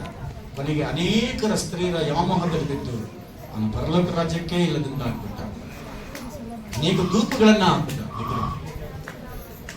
ನಷ್ಟಪಡಿಸ್ತಾನೆ. ಇಷ್ಟು ದೊಡ್ಡ ಜ್ಞಾನಿ ದೇವರನ್ನೇ ಕಳ್ಕೊಂಡ್ಬಿಟ್ಟ. Hallelujah, hallelujah, praise the lord. ಐಶ್ವರ್ಯ ತಕ್ಕ ಹಾಗೆ ನಮ್ಮೆಲ್ಲ ಕೊರತೆಗಳ ನೀಗಿಸುವ ದೇವರಾಗಿದ್ದಾನೆ. Amen, amen, hallelujah. ನಮ್ಮ ದೃಷ್ಟಿ ಸೈತಾನ ಕೊಡುವುದಲ್ಲ, ನಮ್ಮ ದೃಷ್ಟಿ, ನಮ್ಮ ಆಲೋಚನೆ ದೇವರ ಕೊಡೋದನ್ನು ಗಟ್ಟಿಯಾಗಿ ಹಿಡ್ಕೋಬೇಕು. ದೇವರಿಗೆ ಸ್ತೋತ್ರವಾಗಲಿ. ಹಲ್ಲೆಲೂಯ. ದೇವರ ವಾಕ್ಯ ಹೇಳುತ್ತೆ, ಯೆಶಾಯನ ಗ್ರಂಥ 41ನೇ ಅಧ್ಯಾಯ 10ನೇ ವಾಕ್ಯದಲ್ಲಿ ಈ ರೀತಿ ಹೇಳಲ್ಪಟ್ಟಿದೆ. ಓದ್ರಿ ಬೇಗ. 10. ನಾನೇ ನಿನ್ನೊಂದಿಗಿದ್ದೇನೆ, ದಿಗ್ಭ್ರಮೆಗೊಳ್ಳದಿರು, ನಾನೇ ನಿನ್ನ ದೇವರು, ನಾನು ನಿನ್ನನ್ನು ಬಲಪಡಿಸುತ್ತೇನೆ, ನಾನೇನು ಬಲಪಡಿಸ್ತೇನೆ, ಹೌದು ಹೌದು, ನಿನಗೆ ಸಹಾಯ ಕೊಡುತ್ತೇನೆ, ನಿನಗೆ ಸಹಾಯ ಕೊಡ್ತೇನೆ, ನನ್ನ ಧರ್ಮದ ಬಲಗೈಯನ್ನು, ನನ್ನ ಧರ್ಮದ ಬಲಗೈ ನಿನಗೆ ಆಧಾರ ಮಾಡುತ್ತೇನೆ, ನಿನಗೆ ಆಧಾರ ಮಾಡ್ತೇನೆ. ಆಮೆನ್. ಹೇಳ್ತೇನೆ, ಭಯಪಡಬೇಡ, ದಿಗ್ಭ್ರಮೆಗೊಳ್ಳದಿರು, ನಾನೇ ನಿನ್ನ ದೇವರು, ನಾನೇ ನಿನಗೆ ಸಹಾಯ ಮಾಡ್ತೀನಿ. ಮನುಷ್ಯರಂತಾರೆ ನಾನು ಸಹಾಯ ಮಾಡ್ತೀನಿ ಅಂತೇಳಿ ಮರ್ತೋಗಿ ಬಿಡುತ್ತಾರೆ, ಅಥವಾ ಇಲ್ಲ ಅಂತ ಬಿಡ್ತಾರೆ. ಆದ್ರೆ ದೇವರು ಹೇಳಿದ್ರೆ ಖಂಡಿತ ಮಾಡೇ ಮಾಡ್ತಾರೆ. ಈಗ ನಿಮಗೆ ಯಾರು ಸಹಾಯ ಮಾಡಬೇಕು? ದೇವರ, ಮನುಷ್ಯರ? ಯಾರು ಬೇಕು? ಜೋರಾಗಿ ಹೇಳ್ರಿ. ದೇವರ ಸಹಾಯ ಮಾಡಿದ್ದು ಯಾವಾಗ್ಲೂ ಇರುತ್ತೆ. ಆಮೆನ್. ದೇವರೇ ವಾಗ್ದಾನ ಮಾಡಿದ್ದಾನೆ, ನಾನು ನಿನಗೆ ಸಹಾಯ ಮಾಡ್ತೀನಿ ಅಂತ. ದೇವರಿಗೆ ಮಹಿಮೆ ಆಗಲಿ. ಅನಾಥರಿಗೂ, ದಿಕ್ಕಿಲ್ಲದವರಿಗೂ, ವಿಧಿವೇರಿಗೂ, ಬಡವರಿಗೂ ದೇವರೇ ದಿಕ್ಕಾಗಿದ್ದಾನೆ. ಆಮೆನ್. Praise God. ದೇವರಿಗೆ ಸ್ತೋತ್ರ. 4ನೇ ಪಾಯಿಂಟ್, ಆತ್ಮಗಳ ವಿಚಾರವಾಗಿ ನಾವು ವೈರಾಗ್ಯವಾಗಿರಬೇಕು. ಹಲ್ಲೆಲೂಯಾ. 4ನೇ ಪಾಯಿಂಟ್ ತುಂಬಾ ಇಂಪಾರ್ಟೆಂಟ್. ಎಲ್ಲರೂ ಒಂದು ಸತಿ ಈ ಒಂದು ವಾಕ್ಯಕ್ಕೋಸ್ಕರ ಹೆಚ್ಚಾಗಿ ಪ್ರಾರ್ಥನೆ ಮಾಡಬೇಕು. ಈ ವಾಕ್ಯವನ್ನು ಚೆನ್ನಾಗಿ ಅರ್ಥ ಮಾಡ್ಕೋಬೇಕು. ದೇವರು ಇಷ್ಟಪಡುವಂತಹ ವಿಶೇಷವಾದಂತಹ ದೇವರು. ಆಮೆನ್. ಓಕೆ, ದೇವರ ಮಹಿಮೆಗಾಗಿ ಚಪ್ಪಳ, ದೇವರ ಮಹಿಮೆಗಾಗಿ.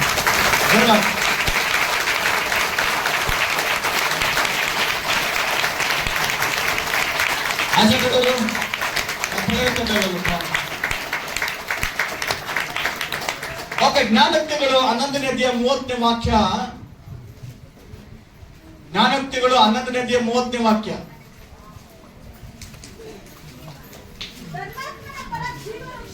ಧರ್ಮಾತ್ಮ ಫಲ ಜೀವವೃಕ್ಷ, ಜ್ಞಾನಿಯು ಆತ್ಮಗಳನ್ನು ಆಕರ್ಷಿಸುವನು. Amen. Hallelujah. Thank you Jesus. Hallelujah. ಜ್ಞಾನಿಯು ಆತ್ಮಗಳನ್ನ ಆಕರ್ಷಿಸುವನು. ಆತ್ಮಗಳ ಆದಾಯ ಮಾಡೋರು ಯಾರಂದ್ರೆ ಜ್ಞಾನಿ ಅಂತ. Amen, amen.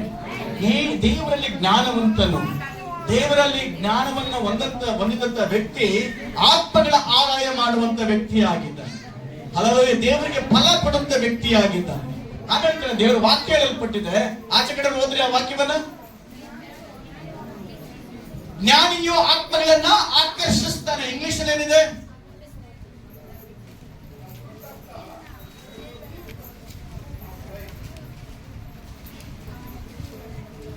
ಇನ್ಯಾರು ಓದಿಲ್ಲ? ತೆಲುಗು, ತಮಿಳು. ನೀತಿವಾನ ಫಲನ್,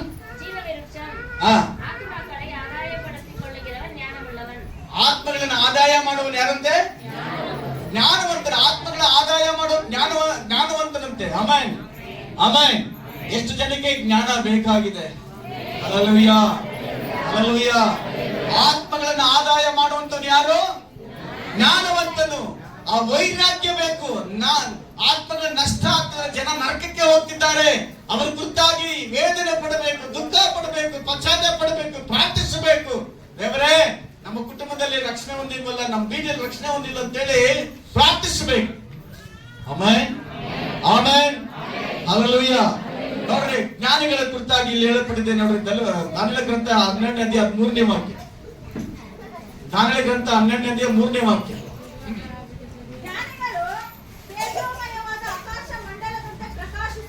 ಜ್ಞಾನಿಗಳು ತೇಜೋಮಯವಾದ ಆಕಾಶ ಮಂಡಲದಂತೆ ಪ್ರಕಾಶಿಸುವರು. ಬಹು ಜನರನ್ನ ಸದ್ಧರ್ಮಿಗಳಾಗಿ ಮಾಡ್ತಾರೆ. ಆಮೆನ್. ಅಂದ್ರೆ ಸದ್ಧರ್ಮ, ಸತ್ಯಕ್ಕೆ ನಡೆಸ್ತಾರೆ. ಅನೇಕರನ್ನ ದೇವರ ಬಳಿಗೆ ನಡೆಸುವಂತ ಜ್ಞಾನವಂತರು ನಕ್ಷತ್ರಗಳಾಗಿ ಹೊಳೆಯುತ್ತಾರಂತೆ. ಆಮೆನ್. ಗಮನಿಸ್ರಿ, ಇಲ್ಲೆಲ್ಲ ನೋಡ್ರಿ, ಗಮನಿಸ್ರಿ. ಯಾರ್ಯಾರು ಆತ್ಮ ಆದಾಯ ಮಾಡ್ತಾರೋ ಅವರೆಲ್ಲರೂ ಹೆಂಗಿರ್ತಾರೆ ಅಂತ ದೇವರ ವಾಕ್ಯ ಹೇಳ್ಪಟ್ಟಿದೆ, ನಕ್ಷತ್ರಗಳಾಗಿ ಹೊಳಿತಾರೆ. ಆಮೇಲೆ ನೀವು ಒಂದು ಆತ್ಮ ದೇವರ ಬಳಿಗೆ ತಂದಿದ್ದೆ ಆದರೆ, ಒಂದು ಆತ್ಮ ತಂದಿದ್ದೆ ಆದರೆ ನೀವು ನಕ್ಷತ್ರಗಳಾಗಿ ಹೊಳಿತೀರಿ. ನಾನು ಹೇಳ್ತೇನೆ, ದೇವರ ವಾಕ್ಯ ಹೇಳ್ಪಟ್ಟಿದೆ. ಆಮೇಲೆ ಆಮೇಲೆ ಆಮೇಲೆ ಹೆಂಗೆ? ಇನ್ನು ಅನೇಕ ವಾಕ್ಯಗಳಿದ್ದಾವೆ. ಇನ್ನೊಂದ್ಸತಿ ಆ ವಾಕ್ಯವನ್ನು ಓದಿ, 3ನೇ ವಾಕ್ಯ. ಜ್ಞಾನಿಗಳು ತೇಜೋಮಯವಾದ ಆಕಾಶ ಮಂಡಲದಂತೆ ಪ್ರಕಾಶಿಸುವರು. ಆಮೇಲೆ ಆಕಾಶ ಮಂಡಲದಂತೆ ಪ್ರಕಾಶಿಸ್ತಾರೆ. ಬಹು ಜನರನ್ನು ಸದ್ಧರ್ಮಿಗಳನ್ನಾಗಿ ಬಹು ಜನರನ್ನ ಸದ್ಧರ್ಮಿಗಳನ್ನಾಗಿ ಮಾಡುವವರು ಆ, ಯುಗ ಯುಗಾಂತರಗಳಲ್ಲಿಯೂ ಆ. ನಕ್ಷತ್ರಗಳ ಹಾಗೆ ಹೊಳೆಯುವರು. ಗಮನಿಸಿರಿ, ಜ್ಞಾನಿಗಳು ತೇಜೋಮಯವಾದಂತ ಆಕಾಶದ ಮಂಡಲದಂತೆ ಪ್ರಕಾಶಿಸುವರು, ಬಹು ಜನರನ್ನ ಸದ್ಧರ್ಮಿಗಳಾಗಿ ಮಾಡುವರು. ಬಹು ಜನರನ್ನ. ಆಮೇಲೆ ಎಷ್ಟೋ ಜನ ದೇವರ ಬಳಿಗೆ ನಡೆಸುವಂತಹ ಗುಣ ಇರುವಂತಹ ಜ್ಞಾನವಂತರನ್ನ ದೇವರು ನಕ್ಷತ್ರಗಳಾಗಿ ಇಟ್ಟಿದ್ದಾನೆ. ಆಮೇಲೆ ದೇವರು ನಿಮ್ಮನ್ನಿಡಬೇಕು ಅಂತ ಇಷ್ಟಪಡ್ತಾನೆ. ಎಷ್ಟು ಜನ ನಕ್ಷತ್ರಗಳಾಗಿರೋದಕ್ಕೆ ಇಷ್ಟಪಡ್ತಾರೆ? ಹಲ್ಲೆಲೂಯಾ. ನೀವೆಲ್ಲ ಯಾರದು ನಕ್ಷತ್ರಗಳಾಗಿ ಹೊಳಿಬೇಕಾದ್ರೆ ನೀವು ಆತ್ಮಗಳ ಆದಾಯವನ್ನು ಮಾಡುವಂತರಾಗ್ತದೆ. ಆಮೇಲೆ ಹೆಂಗೆ? ಯಾಕೋಬನ ಪತ್ರಿಕೆ 5:20 ವಾಕ್ಯ ಹೇಳುತ್ತೆ ನೋಡ್ರಿ. ಯಾಕೋಬನ ಪತ್ರಿಕೆ 5:20. ಒಬ್ಬ ಪಾಪಿಯನ್ನು ತಪ್ಪಾದ ಮಾರ್ಗದಿಂದ ತಿನ್ನಿಸಿದವನು ಅವನ ಪ್ರಾಣವನ್ನು ಮರಣಕ್ಕೆ ತಪ್ಪಿಸಿ ಬಹು ಪಾಪಗಳನ್ನ ಮುಚ್ಚುವನಾದನೆಂದು ತಿಳಿದುಕೊಳ್ಳ್ರಿ. ಆಮೇಲೆ ಒಬ್ಬರನ್ನ ದೇವರ ಬಳಿಗೆ ತಂದಿದ್ದಾದರೆ ಅವರ ಪಾಪಗಳನ್ನ ಶುದ್ಧಿ ಮಾಡದೆ ಯೇಸುವಿನ ರಕ್ತದಲ್ಲಿ ಮಾತ್ರನೇ. ಹಲ್ಲೆಲೂಯಾ. ಇಲ್ಲಿ ವಾಕ್ಯ ಸ್ಪಷ್ಟವಾಗಿ ಹೇಳಲ್ಪಟ್ಟಿದೆ, ಒಬ್ಬ ಪಾಪಿಯನ್ನ ತಪ್ಪಾದ ಮಾರ್ಗದಿಂದ ತಿರುಗಿಸಿದವನಾಗ್ತಾನೆ. ಆಮೇಲೆ ಇದಕ್ಕೆ ಏನ್ ಬೇಕು? ಜ್ಞಾನ ಬೇಕಂತೆ. ಯಾರು ಪಾಪಿಗಳನ್ನ ತಪ್ಪಾದ ಮಾರ್ಗ ತಪ್ಪಿಸಿ ಸತ್ಯದ ಮಾರ್ಗ ನಡೆಸೋದಕ್ಕೆ ಯಾರು ಮಾಡ್ತಾರಂದ್ರೆ ಅವರು ಜ್ಞಾನವಂತರಾಗಿದ್ರೆ ಮಾತ್ರ, ಜ್ಞಾನಿಗಳಾಗಿದ್ರೆ ಮಾತ್ರ ಆ ಆತ್ಮ ಆದಾಯ ಮಾಡಿ ಪಾಪದಿಂದ ತಪ್ಪಾದ ಮಾರ್ಗದ ಬಿಡಿಸಿ ಕಾಪಾಡುವಂತನಾಗಿದ್ದಾನೆ. ಜೋರಾಗಿ ಹೇಳ್ರಿ. ನೀವು ಒಂದು ಆತ್ಮ ತಂದಿದ್ದ ಆದ್ರೆ ಕರ್ತನ ಹೇಳ್ತಾನೆ ನೀನು ಜ್ಞಾನಿ ಅಂತ. ನೀನು ಏನಂತ ಹೇಳ್ತಾನೆ? ಜೋರಾಗಿ ಹೇಳ್ರಿ. ಪಕ್ಕದಲ್ಲಿ ನೋಡಿ ಹೇಳ್ರಿ, ನೀನು ಜ್ಞಾನಿ ಆಗಿರ್ಬೇಕು, ನೀನು ಜ್ಞಾನಿ ಆಗಿರ್ಬೇಕು. ಹಲ್ಲೆಲೂಯಾ. ಹಲ್ಲೆಲೂಯಾ. ಯಾಕಂದ್ರೆ ಸ್ಪಷ್ಟವಾಗಿ ಹೇಳಲ್ಪಟ್ಟಿದೆ, ಒಬ್ಬ ಪಾಪಿಯನ್ನು ತಪ್ಪಾದ ಮಾರ್ಗದಿಂದ ತಿರುಗಿಸಿದವನು. ಒಂದು ವೇಳೆ ಪಾಪಕ್ಕೆ ಪ್ರೇರಣೆ ಮಾಡಿದ್ದೆ ಆದರೆ ಆ ಪಾಪದ ಫಲ ಆ ವ್ಯಕ್ತಿಗೆ ಸಿಕ್ಕೇ ಇರ್ತದೆ. ನೀನು ಚರ್ಚಿಗೆ ಬಾ, ನೀನು ಪ್ರಸಂಗ ಮಾಡು, ಏನೇ ಮಾಡು, ನೀನು ಪಾಪದಲ್ಲಿ ಇನ್ನೊಬ್ಬರನ್ನೇ ಪ್ರೇರೇಪಣೆ ಮಾಡಿದೆ ಆದ್ರೆ ನಿನಗೆ ತಪ್ಪಿದ್ದೇ ಅಲ್ಲ ಶಿಕ್ಷೆ. ಹಲ್ಲೆಲೂಯಾ. ಪಾಪದಿಂದ ತಪ್ಪಿಸಿ ಒಳ್ಳೆ ಮಾರ್ಗ ನಡೆಸುವವನಿಗೆ ಅವನನ್ನ ನಕ್ಷತ್ರವಾಗಿರ್ತಾನೆ. ಆದ್ರೆ ದೇವರನ್ನು ತಿಳಿದು ನೀನು ಪಾಪಕ್ಕೆ ಪ್ರೇರೇಪಣೆ ಮಾಡುವಂತ ಶಿಕ್ಷೆ ತಪ್ಪಿದ್ದೇ ಅಲ್ಲ. ಹಲ್ಲೆಲೂಯಾ. ದೇವರ ಮಗನೇ ಅಲ್ಲ, ದೇವರ ಮಗನ ಲಕ್ಷಣನೂ ಅಲ್ಲ. ಆಮೇಲೆ ಅವನ ಪ್ರಾಣವನ್ನು ಮರಣಕ್ಕೆ ತಪ್ಪಿಸಿ, ಯಾವ ಮರಣಕ್ಕೆ? ನರಕ ಎಂಬ ಮರಣಕ್ಕೆ, ಅಶಾಶ್ವತವಾದಂತಹ ನರಕದಲ್ಲಿ ತಪ್ಪಿಸುವಂತನಾಗಿರ್ತಾನೆ. ಬಹುಪಾಪಗಳ ಮುಚ್ಚವನಾದನು ಎಂದು ತಿಳಿದುಕೊಳ್ಳ್ರಿ. Amen, amen, amen. ಹಲ್ಲೆಲೂಯಾ. ದೇವರಿಗೆ ಸ್ತೋತ್ರ. 1 ಕೊರಿಂಥಿ 9:19 ಓದ್ರಿ. ಲಾಸ್ಟ್ ವಾಕ್ಯ. 1 ಕೊರಿಂಥಿ 9:19.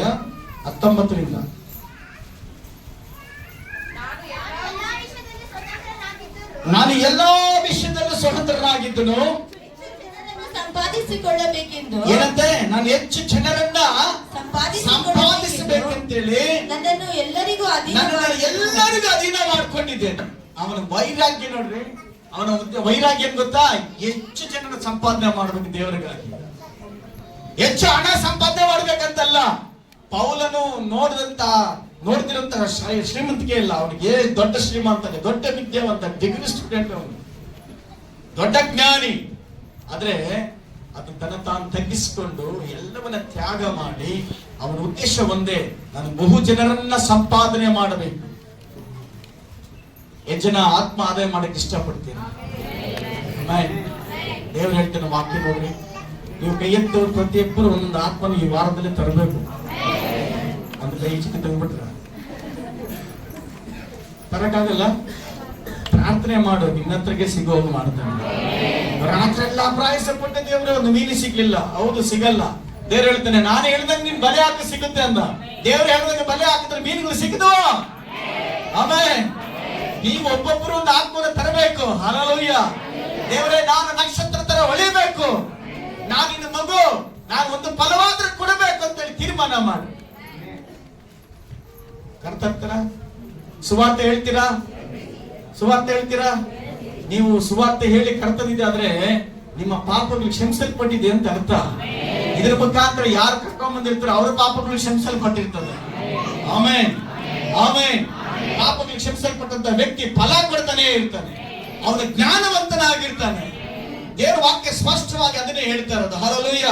ಇಲ್ಲಿ ನೋಡ್ರಿ, ಪೌಲ್ ಹೇಳ್ತಾನೆ, ನಾನು ಹೆಚ್ಚು ಜನರನ್ನು ಸಂಪಾದಿಸಿಕೊಳ್ಳಬೇಕೆಂದು ನನ್ನನ್ನು ಎಲ್ಲರಿಗೂ ಅಧೀನ ಮಾಡಿದೆನು. ಆಮೇಲೆ ಯೆಹೂದ್ಯರನ್ನು ಸಂಪಾದಿಸಿಕೊಳ್ಳುವುದಕ್ಕಾಗಿ ಯೆಹೂದ್ಯರಿಗೆ ಯೆಹೂದ್ಯನಾದನು. ನಾನು ನಿಯಮಗಳಿಗೆ ಅಧೀನನಲ್ಲದವನಾದರೂ ನಿಯಮಗಳಿಗೆ ಅಧೀನರಾದವರನ್ನು ಸಂಪಾದಿಸಿಕೊಳ್ಳುವುದಕ್ಕಾಗಿ ಅವರ ನಿಯಮಗಳಿಗೆ ಅಧೀನನಂತಾದೆನು. ನಾನು ದೇವರ ನೇಮವಿಲ್ಲದವನಲ್ಲ, ಕ್ರಿಸ್ತನ ನಿಯಮಕ್ಕೊಳಗಾದವನೇ. ಆದರೂ ನಿಯಮವಿಲ್ಲದವರನ್ನು ಸಂಪಾದಿಸಿಕೊಳ್ಳುವುದಕ್ಕಾಗಿ ಅವರಿಗೆ ನಿಯಮವಿಲ್ಲದವನಂತಾದೆನು. ಬಲವಿಲ್ಲದವರನ್ನು ಸಂಪಾದಿಸುವುದಕ್ಕೋಸ್ಕರ ಅವರಿಗೆ ಬಲ ಇಲ್ಲದವನಾದೆನು. ಯಾವ ವಿಧದಲ್ಲಾದರೂ ಕೆಲವರನ್ನು ರಕ್ಷಿಸಬೇಕೆಂದು ಯಾರ್ಯಾರಿಗೆ ಎಂತವನಾಗಬೇಕೋ ಅಂತವನಾಗಿದ್ದೇನೆ. ನಾನು ಇದರ ಸಂಗಡ ಸುವಾರ್ತೆಯ ಫಲದಲ್ಲಿ ಪಾಲುಗಾರನಾಗಬೇಕೆಂದು ಇದೆಲ್ಲವನ್ನು ಸುವಾರ್ತೆಗೋಸ್ಕರನೇ ಮಾಡುತ್ತೇನೆ. ಇದೆಲ್ಲವನ್ನು ಯಾರಿಗೋಸ್ಕರ ಮಾಡ್ತಾ ಇದ್ದೇನೆ? ಸುವಾರ್ತೆ. ಹೇಳ್ರಿ, ಇದೆಲ್ಲವನ್ನು ಯಾರಿಗೋಸ್ಕರ ಮಾಡ್ತೀನಿ? ಸುವಾರ್ತೆಗೋಸ್ಕರನೇ ಮಾಡ್ತೇನೆ. ಆಮೆನ್. ಈ ವೈರಾಗ್ಯ ನನಗೆ ಬೇಕು. ಆಮೆನ್. ಪೌಲನ ವೈರಾಗ್ಯ ಏನು ಗೊತ್ತಾ? ನಾನು ಬಹು ಜನರನ್ನ ಸಂಪಾದನೆ ಮಾಡಬೇಕು. ಆ ಬಹು ಜನರ ಸಂಪಾದನೆ ಮಾಡೋದಕ್ಕೆ ನಾನು ಯಾರನ್ನು ಬೇಕಾಗ್ತೀನಿ?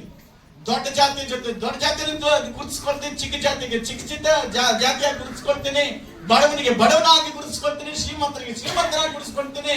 ನಾನು ಯಾವ್ದಾದ್ರೂ ಮಾಡಿ ಜನಗಳನ್ನ ಸಂಪಾದನೆ ಮಾಡಬೇಕು ಕ್ರಿಸ್ತನಿಗಾಗಿ ಅಂತೇಳಿ. Amen, amen, hallelujah. ಪೌಲನ ವೈರಾಗ್ಯದ ಆಸೆ ಏನು? ಬಹು ಜನರನ್ನ. ಹಲ್ಲೆಲೂಯಾ.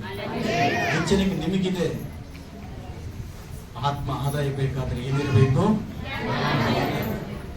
ಜ್ಞಾನವಂತನ ಏನ್ ಮಾಡ್ತಾನಂತೆ? ಆತ್ಮಗಳನ್ನ ಆಕರ್ಷಿಸ್ತಾನಂತೆ. ಪ್ರಾರ್ಥಿಸಬೇಕು, ದೇವರೇ ನನಗಂತ ಜ್ಞಾನ ಕೊಡು, ದೇವರೇ ನನಗಂತ ಜ್ಞಾನ ಕೊಡು, ನಿನ್ನ ಮಹಿಮೆ ಪಡಿಸುವಂತ ಜ್ಞಾನ ಕೊಡು. ಪೌಲನ ತರ ಪ್ರಾರ್ಥಿಸಬೇಕು. Hallelujah, hallelujah. ಪೌಲನು ಮನುಷ್ಯನೇ ಅಲ್ವಾ? ಪೌಲನು ಮನುಷ್ಯನೇ. ಆಮೆನ್. ಹೌದು, ಗಮನಿಸ್ತೀರಿ, ನಮಗೆ ವೈರಾಗ್ಯ ಯಾವುದಾದ್ರು ಇರಬೇಕಂದ್ರೆ ದೇವರಿಗೆ ಅಧೀನತೆಯಲ್ಲಿ ಇರುವಂತದ್ದು, ದೇವರಿಗೆ ಪ್ರತಿಷ್ಠಾಪನೆ ಆಗಿರಬೇಕು. ಎರಡನೇದಾಗಿ ಪರೀಕ್ಷೆಯಲ್ಲಿ ಬಂದಾಗ, ಟೆಸ್ಟ್ ಬಂದಾಗ ಬಂಗಾರ ಗೊತ್ತಾಗೋದಕ್ಕೆ ಬೆಂಕಿಯಲ್ಲಿ ಹಾಕಿದ್ರೆ ಒಳ್ಳೆ ಬಂಗಾರನ ಕಾಲಿ ಬಂಗಾರ ಗೊತ್ತಾಗೋದು. ಅದೇ ರೀತಿಯಾಗಿ ಮನುಷ್ಯನಿಗೆ, ವಿಶ್ವಾಸಿಗಳಿಗೆ ಶೋಧನೆ ಕಷ್ಟ ಬಂದಾಗ ನಾವು ಯಾರಂತ ಗೊತ್ತಾಗುತ್ತೆ. ಆಮೆನ್. ಮುಂದಿನದಾಗಿ ಡೂಪ್ಲಿಕೇಟ್ ಆಶೀರ್ವಾದಕ್ಕೆ ನಾವು ಆಸೆ ಪಡಬಾರ್ದು. ದೇವರು ಕೊಡುವಂತ ಆಶೀರ್ವಾದಕ್ಕೆ ನಾವು ಇರಬೇಕು. ಹಲ್ಲೆಲೂಯಾ. ನಾಲ್ಕನೇದಾಗಿ ಆತ್ಮಗಳ ವಿಚಾರವಾಗಿ ವೈರಾಗ್ಯವಾಗಿರಬೇಕು. ಪೌಲ್ ಹೇಳ್ತಾನೆ, ನಾನು ಬಹು ಜನರನ್ನ ಸಂಪಾದನೆ ಮಾಡಿಕೊಳ್ಳೋದು, ನಾನು ಎಲ್ಲರಿಗೂ ಅಧೀನನಾಗಿದ್ದೇನೆ, ವೈರಾಗ್ಯವಾಗಿದ್ದೇನೆ ಅಂತ ಹೇಳ್ತಾನೆ. Hallelujah, hallelujah. ಕೇವಲ ಚರ್ಚ್ಗೆ ಬಂದು ಮಾತ್ರ ಅಲ್ಲ, ನಾವು ಒಬ್ಬರನ್ನಾದ್ರೂ ಸಂಪಾದನೆ ಮಾಡಿ. ಒಂದು ಲಾಸ್ಟ್ ಟೈಮ್ ಕೂಡ ಒಂದು ಹಾಡಿದ್ರು, ఒక్కరికైనా ఒక ఆత్మనైనా రక్షించావా, ఒక్కరికైనా ఒక ఆత్మనైనా రక్షించావా, కై వెలిగించావా.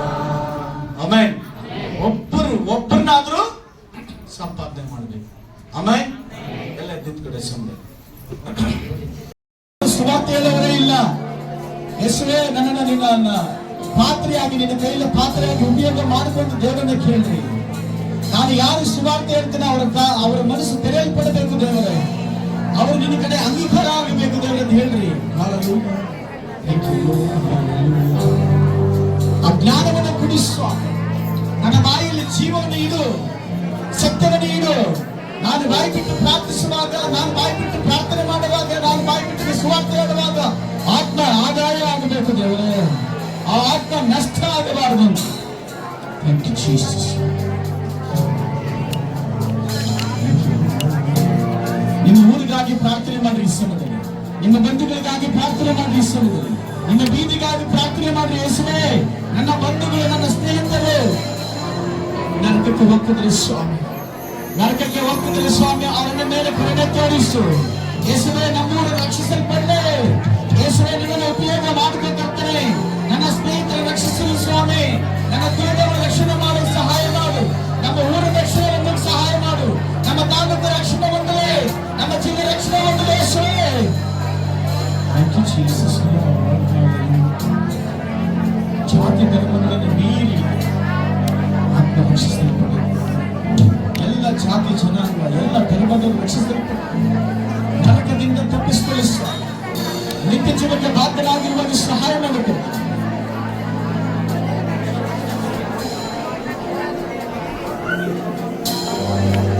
ಯೇಸು ಕ್ರಿಸ್ತನ ಹೆಸರಿನಲ್ಲಿ ಆಮೆನ್. ಚಪ್ಪಲಿಂದರ ಮಹಿಮೆಗಾಗಿ ಜೋರಾಗಿ